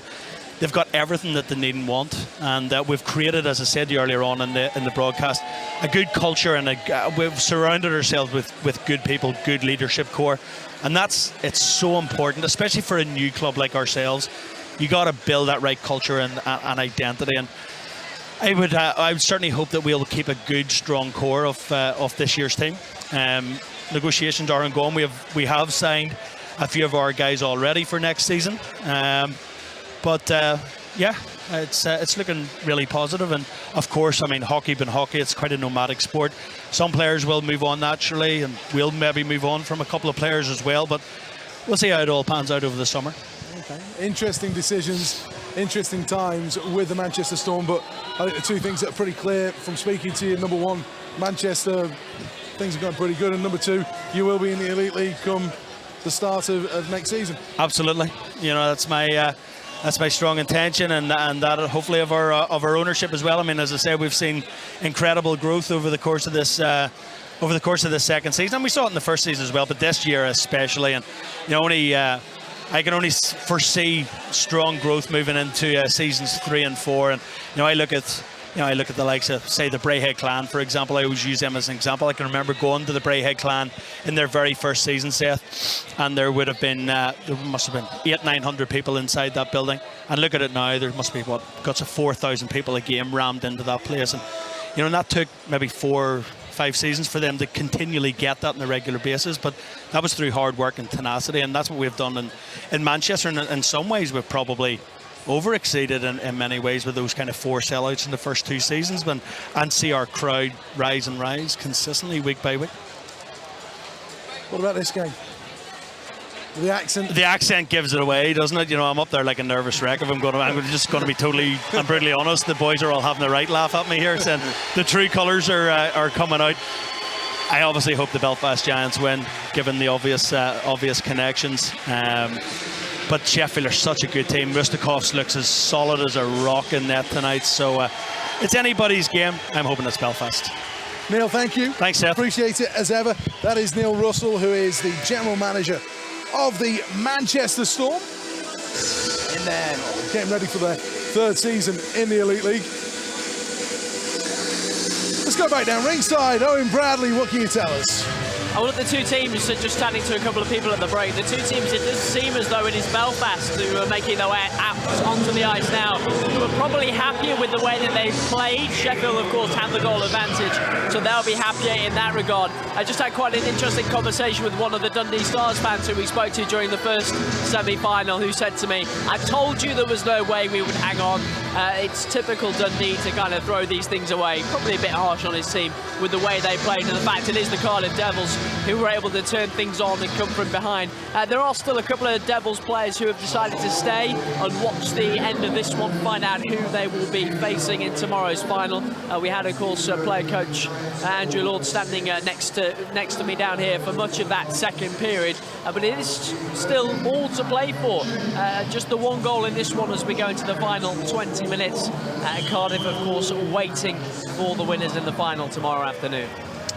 Thank you, Owen. appreciate it as ever that Owen Bradley will get reaction from ice level. Remember, should this one be tied at the end of 60 minutes, which it could very easily be, then it is, of course, overtime, 10 minutes of 4-on-4, followed by 5 minutes of 3-on-3. And then it moves on to penalty shots. As we're back underway in period number 3. Giants 0, Sheffield Steelers 1. You're listening to 5 Live Sports Extra from the BBC. Giants out-shooting the Steelers by 22-13.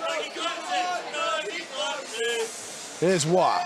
Clears the zone. Sheffield right up the middle. Fretter now breaks into the zone. Offside. Wah just cheated across the line before the puck went into the zone. Not much really for Toby Craig and Tom Perry and the referees to do. 27 seconds already elapsed. Face-off coming. Demarais against Dow. Just outside the zone. Puck drops. Drawn back towards David Phillips. He steps up over the blue line. Fires one. Deflects off the stick of Saviano. Goes high and off the glass and into the stands. Of course, no penalty for that,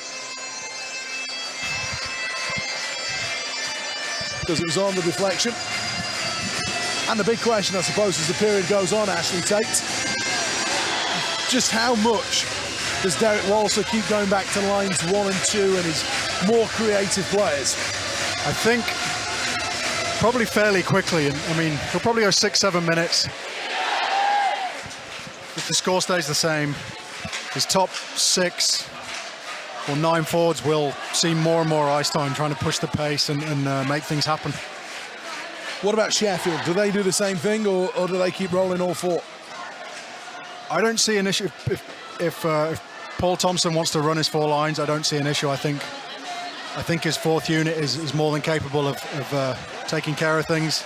The only thing is that, you know, if Tomo wants a certain rotation, that may come into it. But there's Robert Dowd, puts it behind his own net, takes an awkward bounce, and Zach Fitzgerald has to get there. Rutherford for company. Sheffield Steelers will skate away. They lead by 1. This one goes off Dowd and into the corner. He will get there first. He does. Stops, turns away from Leduc. Debian reaches in. It's his goal which separates the two. That's good play from Leduc, actually. He pinned 2 Steelers at once. Now Martinelli, puck out of his skates into the zone, shoots low. Turned aside by Mustakovs. Again falls towards Keefe. Adam Keefe, the man out in front. Here is Rod Sarich.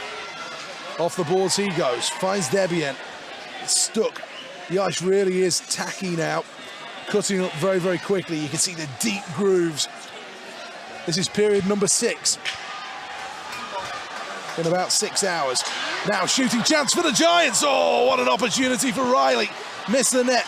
Back to Vandermeer, just inside the blue. Shot blocked in front by Sarich. And now the Steelers will come away. Sarich takes it up to the blue line. He's done just enough, Sarich, but can't get caught deep. He doesn't. Higgins will move through the legs again, deep inside his own zone to spin out of trouble. He then hits Demarais, who couldn't quite get there. Phillips gets a touch on the puck. Demarais has to scamper to clear. Then Higgins will send it cross ice. Sheffield Steelers will retake possession. Oh, given away by David Phillips. Demarais with an opportunity. Takes it wide. O'Connor read it pretty well, though. Belfast, though, going to get an opportunity here. Another shot comes in. Deflects to the side of the net. Second chance, Saviano. Good save. Blocker of Mustakovs. Now racing, Nickerson beating Phillips to the puck. Armstrong steps in. Belfast starting this period pretty well again. Saviano takes it wide. Franson wraps him up. Trying to pin him on the boards. Be careful he doesn't hold on too long. And Sheffield will just clear down the ice. It's a soft roller, and Garside will go back to collect. In his own zone, looks to the right-hand side. Forney trying to step to the middle. Fitzgerald steps off to the bench. He hits his man. His helmet rolling around on the ice. Finally comes to a stop and the referee will go and pick it up. You have to skate off though as soon as that helmet comes off. Caused a few questions and a few problems, in fact, between these two sides in the last couple of seasons. Yeah, so your reaction is just to turn around and keep playing. Obviously, that's a relatively recent rule change. It kind of catches everybody if you're not quick about it. Yeah, I suppose you recognise that it comes off, but you don't always. Yeah, I mean, traditionally it was acceptable to carry on playing without, but now health and safety insurance being what it is, you get straight off the ice. Belfast back into the offensive zone, trailing by 1. Saric off the glass. Benedict in the right wing corner. Still Brandon Benedict. He goes hard to the net.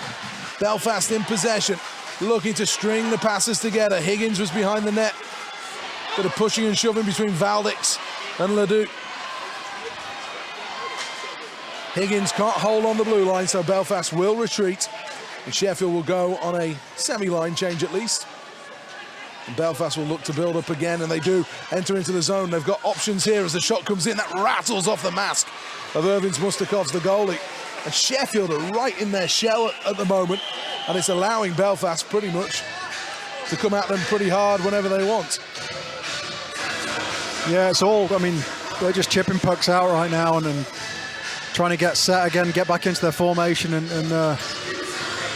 but I think Belfast might be guilty of just trying to make that one extra pass instead of just getting guys to the net, just getting pucks to the net. Talking about what Cardiff did when they were behind, which just be a bit more direct. Make sure you got traffic, and you know, if the first one doesn't go in, and if the goalie doesn't make, even if he makes a save, there's going to be a rebound there, and you've got guys in position. You're listening to 5 Live Sports Extra from the BBC. Back-to-back icing calls takes the sting out of this game for the moment. Giants 0, Steelers 1. We can go down ringside, Owen. Yeah, big crowd down here at ringside watching this one, and not least a decent chunk of the Cardiff Devils squad who are still down here watching on in this second semi-final. I'm joined by forward Matthew Myers, who's with us. You boys will be happy watching this one and seeing these two teams take chunks out of each other, right? Yeah, obviously it's been quite a physical game from what I've just seen in the second period there. Some scrums in front of the net, and you know, if they can ideally go into overtime, that'll be great. But it's been a good game so far. It's very tight, and we'll see what happens. You've decided to stick around and watch it. Could you have gone back to the hotel? I mean, why have you decided to stay and watch? Well, I could go back to the hotel and sit around for 8 hours and be bored out of my mind, or I could sit here and watch this game and then go back to the hotel and be bored out of my mind. So I'll do this and then go back and be bored. Tell us about your Cardiff team and what you've achieved so far and what you may achieve tomorrow. Yeah, we've been really fortunate this year. We've worked really hard, like all the other teams, but we've been fortunate enough so far to come away with a couple of trophies, and we got one more to play for tomorrow night. So fingers crossed we can get the job done, but there's going to be one of these two teams trying to stop us. You played it this weekend a few times with the Panthers as well, of course. I mean, how special are these 2 days on the calendar?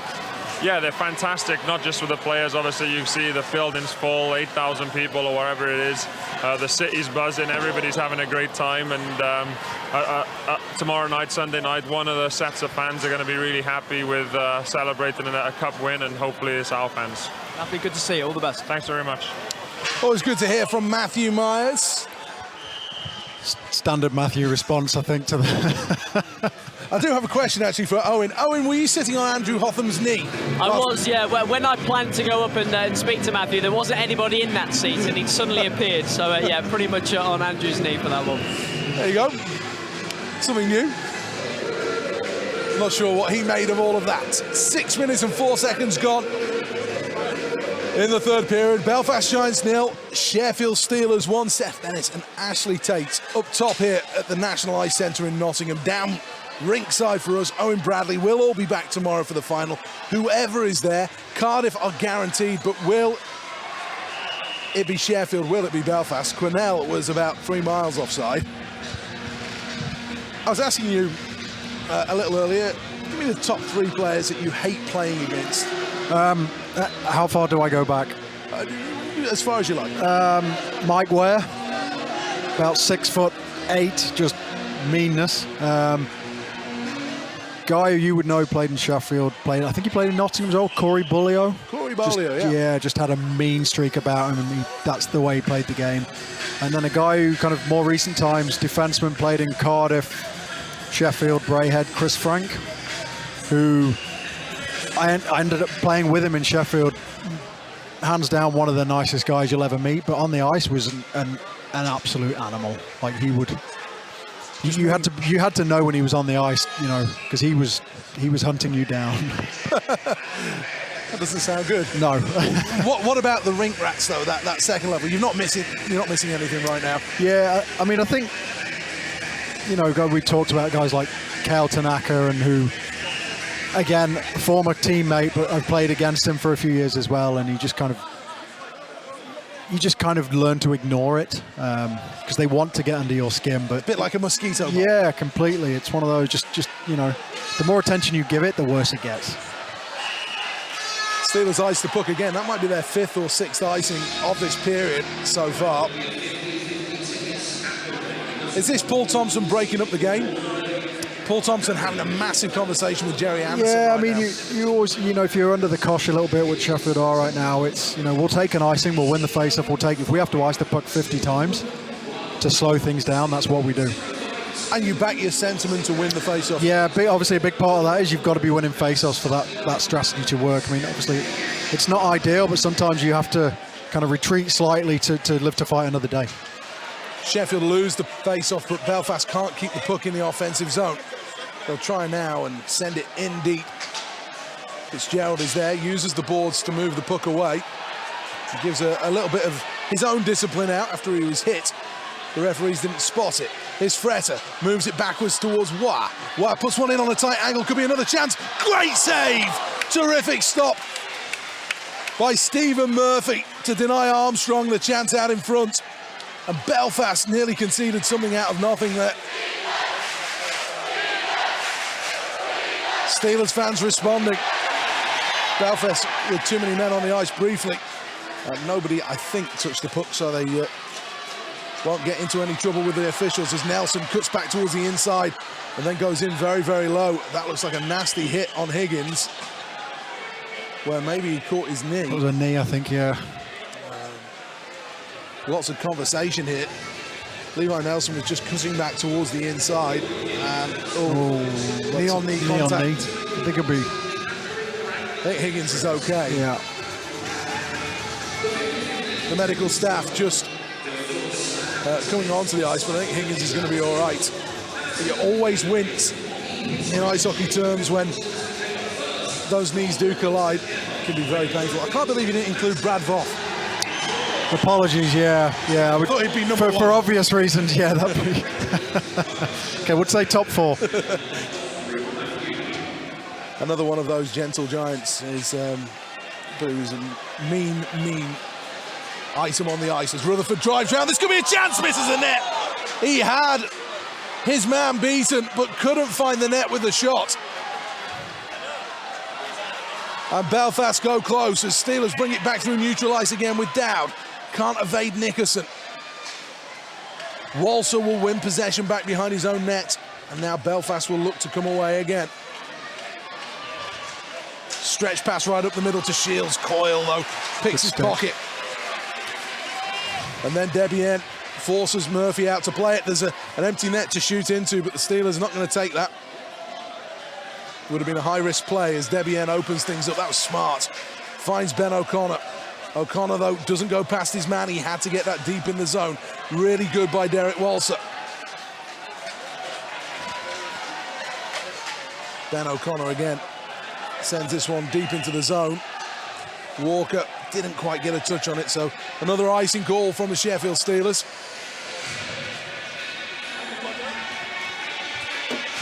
What a chance that was for Rutherford. Yeah, it was, again, something that maybe the regular season you might see a penalty called. Good goal scoring opportunity. I think he just ran out of room and going down made it look a bit worse, but... There's Debian to the red line, dumps it in, sends it in. Steelers go for a change. Belfast go back to collect. Giants 0, Steelers 1. 5 Live Sports Extra from the BBC. It's live ice hockey on a Saturday night. Plenty of Masters action going on elsewhere on 5 Live, keeping you up to date with all of that stuff. There is David Phillips. Put balloons up in the air. Steelers will break into the zone. It's with Ferrara. Ferrara's shot, though, is brought down by Martinelli, and now Martinelli and Ferrara having words with one another. Martinelli towers over the top of Ferrara. Bit of a mismatch, that one, I think.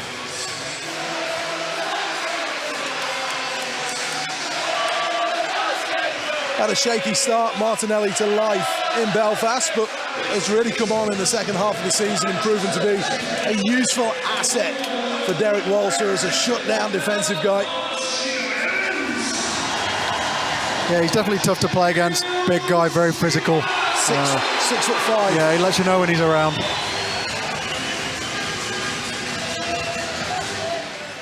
Face-off win again by the Belfast Giants. Vandermeer did well to clear out the zone, and now Belfast come back in with Leduc at the other end. Kick save coming the other way. John Armstrong doing his defensive duties well. Just took away that chance, and Steelers will go chipping and chasing with Zach Fitzgerald. Leduc is back there. Defenseman leaping into the play. Fitzgerald just puts this one towards the net. It's cleared away again, and now Belfast have got men over if they want to use it. Fitzgerald funneling back. They've got a second man at the door. Can they finish this one off? Leduc was there. And Leduc goes shoulder to shoulder with Fitzgerald. This is where Fitzgerald has to maintain his temper. He's a fiery, feisty character. As Fretter first made the block, and then Mustakov's got it somewhere underneath himself. 10:05, the clock reads. Will it be a Cardiff-Belfast final? Will it be a Cardiff-Sheffield final? All will soon be revealed. Matthew Wire looking a little uncomfortable on the Steelers bench.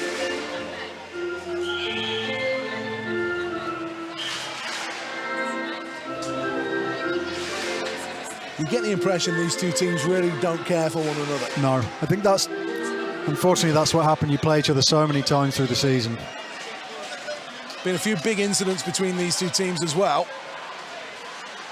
The Rutherford hit on Jared Hagos, the incident with Rutherford that followed that.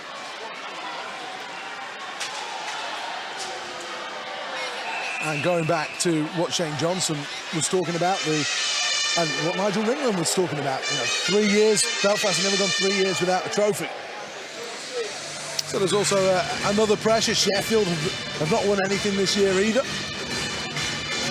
Yeah, I mean, the way it is now, it's that the teams they're looking for fairly immediate success, especially when these guys finish top 3. They go into seasons expecting to win trophies. And shot comes in, it deflects off Forney's stick. Nickerson then puts it towards the goal. Belfast with toe at the top sends this one in. It's blocked out in front by Saric. Looked to be zinging in towards his teeth, but he got the gloves up. And now Sheffield will try and clear from behind their own net. Dowd steps up towards the red line, eventually pops this one in. Levi Nelson was taken down. Martinelli will find toe. Belfast in possession. Centre ice, cutting back into his own zone is Shields, weaving this way and that now, picking up speed as he crosses the blue line into the offensive zone. Demarais goes on the outside. Demarais sees his pass cut out though, and the Steelers can go 3-on-2. They use it well, and they've got speed now on the outside. Marcus Nilsson, 2-on-1, 3-on-1, shoots though, goes too high, then tries the wraparound, goes too high again on the deflection. Debian, chance at one end led to a chance at the other, and now Debian trying to do his bit on the boards. It's going to break again towards the middle where Walker is there. And Sheffield will retreat towards centre ice. What a chance that was. Yeah, I'm not even sure he got the puck on net. I mean, you want to make the goalie make a save, especially on that. Would have been one of the best chances of the game right there. So, and potentially could have put the game to bed. Leduc goes back. He's taken into the boards by Phillips. Yeah, Belfast have gone to 3 lines now. Benedict finds Higgins and puts this one to the net. What a stop to deny Brandon Benedict from Irving's Mustakovs. The tip out in front. And then Belfast waste possession as Fitzgerald comes in, cross-checks his man to the ground. Blair Riley. Riley's in the zone. That should have been a penalty.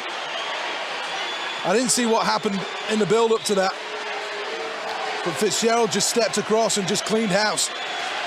Here's Armstrong coming in at the other end. He fires his shot wide on the short side. Fretter finds him in the corner. Armstrong falls and then gets back up to Fretter. Taken out by Forney. Fretter again. Vandermeer with him. Big, strong man. Leduc in there as well, but it's Fretter who still has possession. Back to Saric, winds this one up, deflected out in front, kicked away by Vandermeer. And now Belfast come back the other way. It's with Rutherford. Coyle steps across. Interesting defensive play. Here's Forney coming in late, blocked by his old line mate. Matthew Watt. Nickerson feeds it around. It's desperate stuff here at the National Ice Centre. Belfast back in possession in the offensive zone, but Steelers have it back with Saric. Can he find a teammate? He does in Valdix. And now Sheffield should clear their lines. But Belfast not letting them out easily here. And the Steelers are going to find it hard to get it over that blue line as Nickerson has it, puts it in his pocket, and then clears away. Sheffield with O'Connor puts it into the Belfast Giants bench. But that big incident in front of the net, did you catch what happened? I didn't, I think I can surmise. Let's go down to our man ringside and find out a little more. I'm not sure I saw too much more than you gentlemen did up there, and I'm not sure if you've seen the replay yet. I looked to my right and saw the cross-check from Fitzgerald on Riley, right in front of the referee down here as well. You've got to think that because it was so far behind the play that none of the officials saw it, because if they see that, it's got to be a call. It'd be a classic. You only see the retaliation. Shot chance comes out in front again. Penalty coming. And Belfast are going to go on the power play.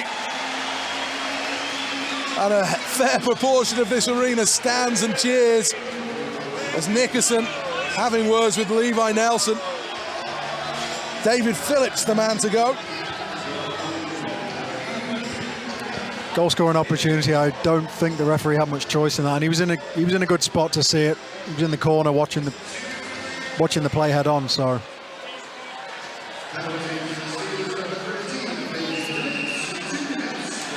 So David Phillips will sit 2 minutes for hooking. 6:27 to go. Belfast have the opportunity on the power play. What are they going to do with it? What do they do on the power play? What's their big strength? Well, interesting. They kind of recently been running it reverse, as opposed to running it from the top. They've been running it from behind the net. So it's like a 1-3-1, but Belfast again put this in on goal. There's a backhand shot cleared away. Vandermeer keeps it going. Forney collects. 6 minutes to go in regulation time. It feels like there's going to be a twist in this one. Good stick by Debienne to just lift one out in front of Riley. Now Forney will step in again. It's blocked by Zach Fitzgerald. A black and blue bruise for him coming. Belfast working it. This is real good power play work. Blocked by Hagos. Sheffield getting in the lanes well, but Belfast still threatening. They have the man advantage. They trail by one as the shot comes in off the blocker and wide. He went down well, Irving's Mustakovs. Now Higgins tries to make a move to the net. Mustakovs denies him. What a chance that was. Yeah, definitely. Really great PK by Sheffield. Keeping Belfast to the outside, blocking shots, kind of paying the price. Zach Fitzgerald can barely move. That was the first one, and then I think Hagos got down, blocked the second one. Yeah, great puck retrieval by Belfast, but Sheffield did a really good job keeping them to the outside. 57 seconds remaining. Zach Fitzgerald using his stick like a walking stick.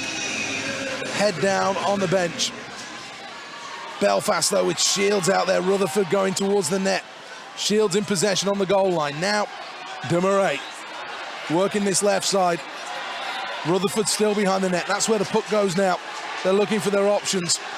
Now looking to move it back to the top, and Derek Walser. Walser with a slap pass, really. Saviano will pick up on that right side. 5 minutes to go in regulation. 30 seconds to go on the penalty. Chance to move this one towards the net. Doesn't quite work out, though. Walser again. Here is Shields. Behind the net to Rutherford. Head fake from him. Saric read it. Can he clear it? Tries to. Doesn't get it over the blue line, but Walser can't keep it in the zone.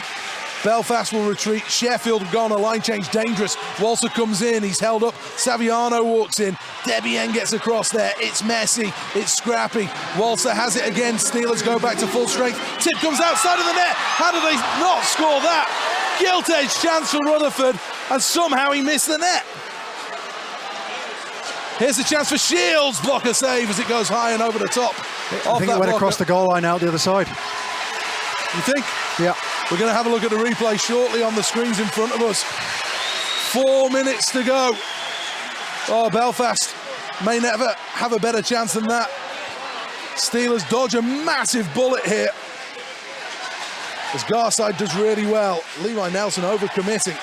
Belfast come away again. Steelers have been dogged and determined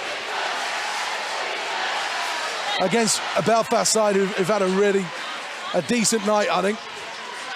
Matthew Waugh screaming at Martinelli from the bench. He actually stood up and leant over the boards to share his thoughts. Wonder whether it was in English or French. 3:20. Belfast regain at neutral ice. Forney into the zone. Higgins then tries a little move between his legs for the third or fourth time in this game. Waugh then blocks the pass. It breaks the neutral ice and Martinelli has it. Waugh will step across, but Forney in possession. Those two were such a lethal combination a couple of years ago. It's with Vandermeer who takes it wide. Shot comes in, but it's right at the logo of Irvins Mustakovs, who hangs on again. I think we have the benefit of the replay here to have a quick look at. It breaks back door. Yeah, doesn't get hold of it, does he? He kind of sits right in the middle and cuts him in half, and he just pokes at it, puts it through the crease out the other side. Almost, he must have gone through the legs of Mustakovs. Yeah. Very close. 2:54. It's one of those, you just want it to hit something. Giants 0, Sheffield Steelers 1. It's drama here on 5 Live Sports Extra. It's all Belfast right now. They're doing everything they possibly can to try and get that goal. And it won't be long before they start thinking about what they do with Stephen Murphy. Leduc plays it on his backhand side, but he's in his own zone. Armstrong can win it for the Steelers. They've had no possession, really. Very few opportunities in this period for the Sheffield Steelers as well. That goes length of the ice. And that's going to be an icing call. I think Sheffield were wanting a too many men call, but they're going to get it. Wow.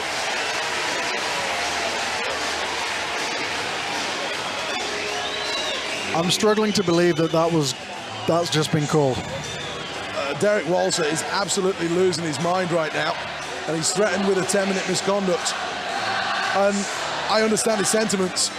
No Belfast player touched the puck.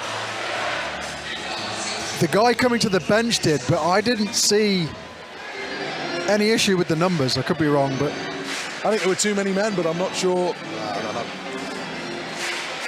There's Derek Walser having, he's not happy. You can see the anguish on his face, the expression. So the Sheffield Steelers have a power play. How do they play this? Do they play this just like it's 5-on-5? Do they try and keep possession? I think they do, but Belfast, they obviously need possession. So you got to kill, but Sheffield just keep a guy out. Martinelli has possession. Intercepted by Matthew Waugh, given away though to Derek Walser. Waugh finds Armstrong, but it was only the back of his skates. They want an offside call. 1:40 to go in this game. Armstrong takes it into the offensive zone. Steelers with a man advantage. And they're going to have a man advantage for the majority of the rest of this game. Armstrong bursts on the outside. I think Belfast have to force.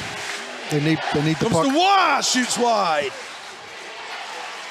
Matthew Watt, so lethal in those situations. As Freta misses out again, and now Saviano with a low center of gravity. Oh, has his pocket pick though. That's off the glass and in from Ben O'Connor. Belfast looking to come forward again. Oh, now they can come in. It's with Higgins. Gets on the outside. Higgins, great play by Dowd. Threw himself on the ice. Under a minute to go. And Murphy chased back into his goal as Steelers clear down the ice. Vandermeer, Levi Nelson all over him. Vandermeer stopped. Caught in a cul-de-sac. Has to go back the other way. Sheffield have conceded lots of late goals this year. Belfast will be hoping it's one more. 30 seconds, stolen, and now they can finish it off. Levi Nelson into the empty net. He scores! Sheffield Steelers are going to the playoff final, and it will be a repeat of the Challenge Cup final. A power play, empty net goal. Yeah, tough break for Belfast. Turn the puck over on the blue line. Obviously, Murphy's already gone for the extra attacker. It's only going to end in one way once they have good possession like that. Levi Nelson scoring the goal. Some of the neutrals begin to file out of this arena. The Cardiff fans, the Coventry fans, and the Nottingham fans.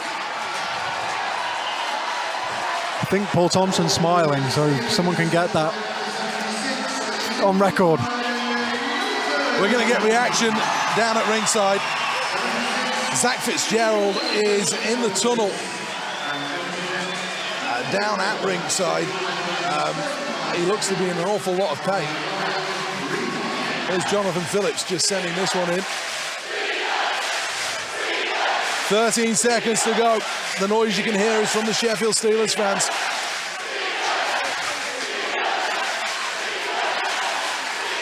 Belfast have played ever so well here, but their season will end in disappointment. They've been beaten by the Sheffield Steelers by 2-0. But what cost is it to Paul Thompson's side? Zach Fitzgerald can barely walk as he goes down the tunnel. Yeah, I didn't see. I saw him block the shot. Didn't see where it got him, but if that's how he is, probably did hurt because he's not someone who gets up slowly usually. Paul Thompson, hands in the air, clapping as he turns around, and he's involved in a bit of banter with the beer bottles we were telling you about earlier on. The Heineken have got their tops off, and now they've got a few words of to contribute. I wonder whether we can hear from the Sheffield Steelers head coach, Paul Thompson. He's just shaking hands with his staff. We'll catch him in a moment, I think, once they've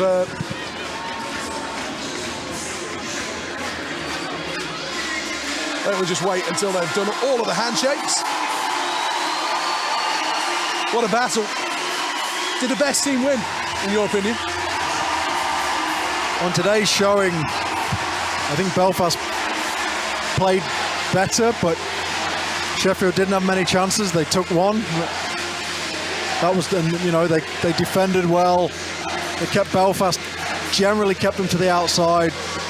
Mustakov's made the first save, controlled his rebounds pretty well, and they really limited to Belfast to perimeter shots, really. I mean, they had a couple where they got inside, but I don't know if they had any grade A scoring chances apart from that one that went across the crease.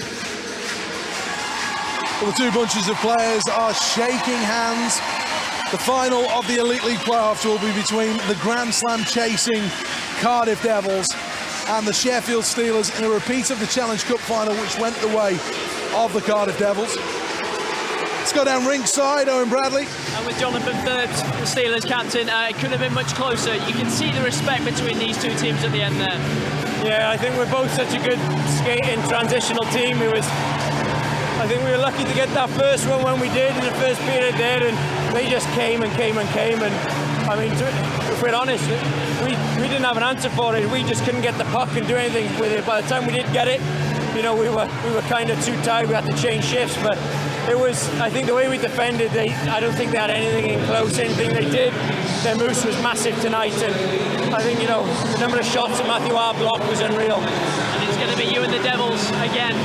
Yeah, it was, you know, we've kind of been second best all season to Cardiff, so, you know, it's a bit of our redemption tomorrow, I think. Well done. Thank you.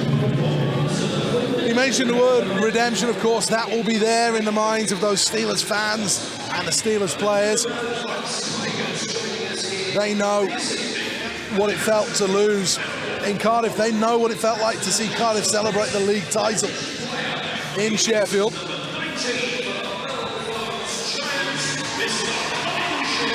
Belfast Giants, Colin Shields is named man of the match here. See whether we can get some reaction from the Belfast Giants camp.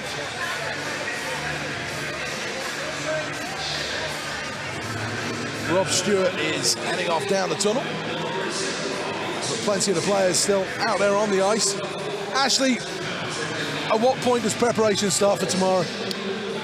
Right now, I mean, Tom will have his meeting, his great job, you know, enjoy it, but the back, you got to start preparing almost straight away. Like we've said it all day, these two teams will have seen each other so many times this year. It was a Challenge Cup final. They went toe-to-toe in the league.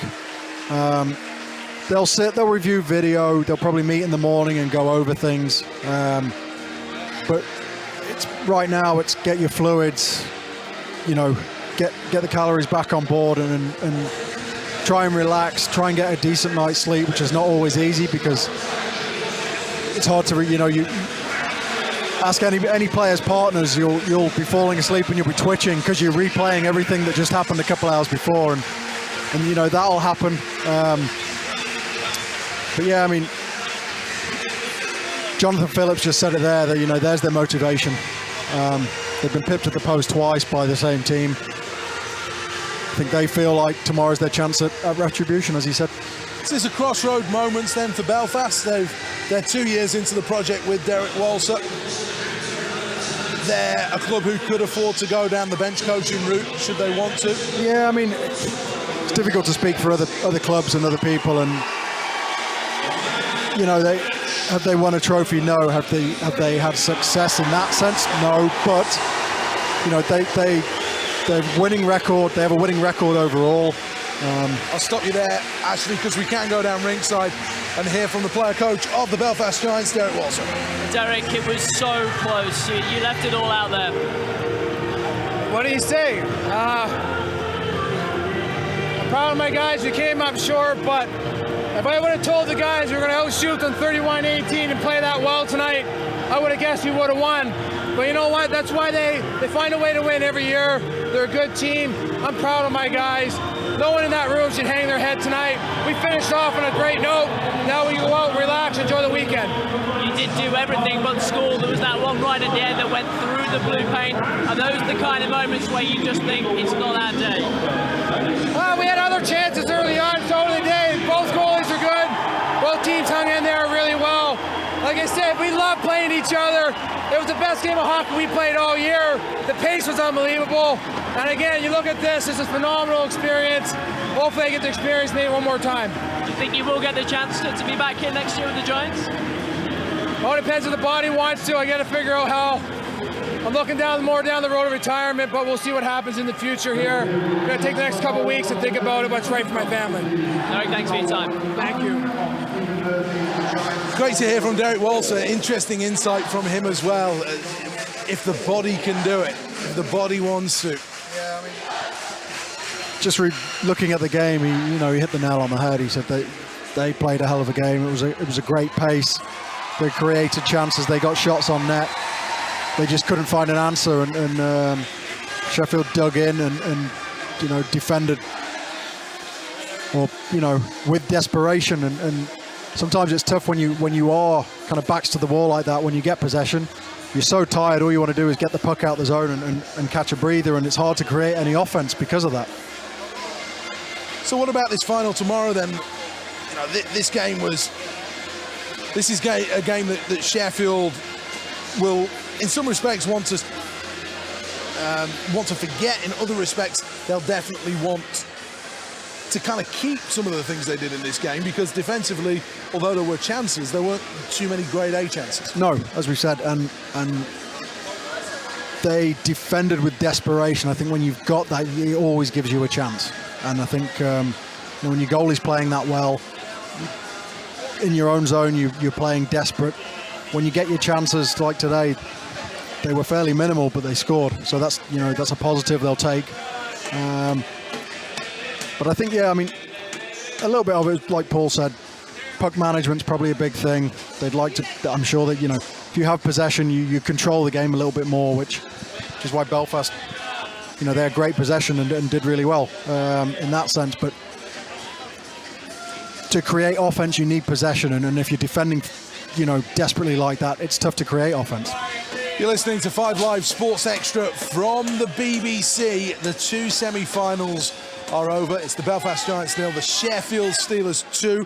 We're going to be heading off air very, very shortly, but before we do that, we're going to try and bring you a little bit more reaction from down at Rinkside with Owen Bradley. In fact, we'll bring Owen in on the conversation right now. Owen, your views on a Cardiff-Sheffield final?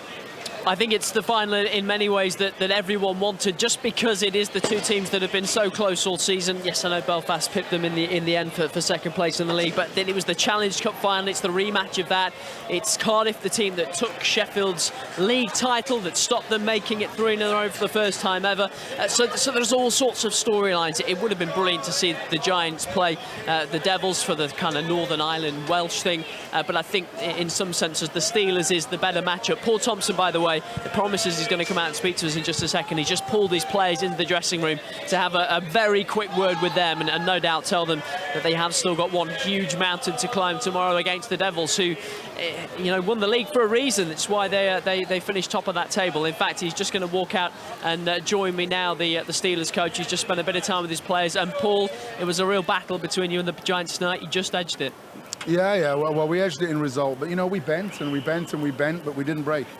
And I won't say it was from far our best performance. They were coming at us, but I felt we didn't let them inside, and that was the key. They had more puck possession in the offensive zone than we did tonight.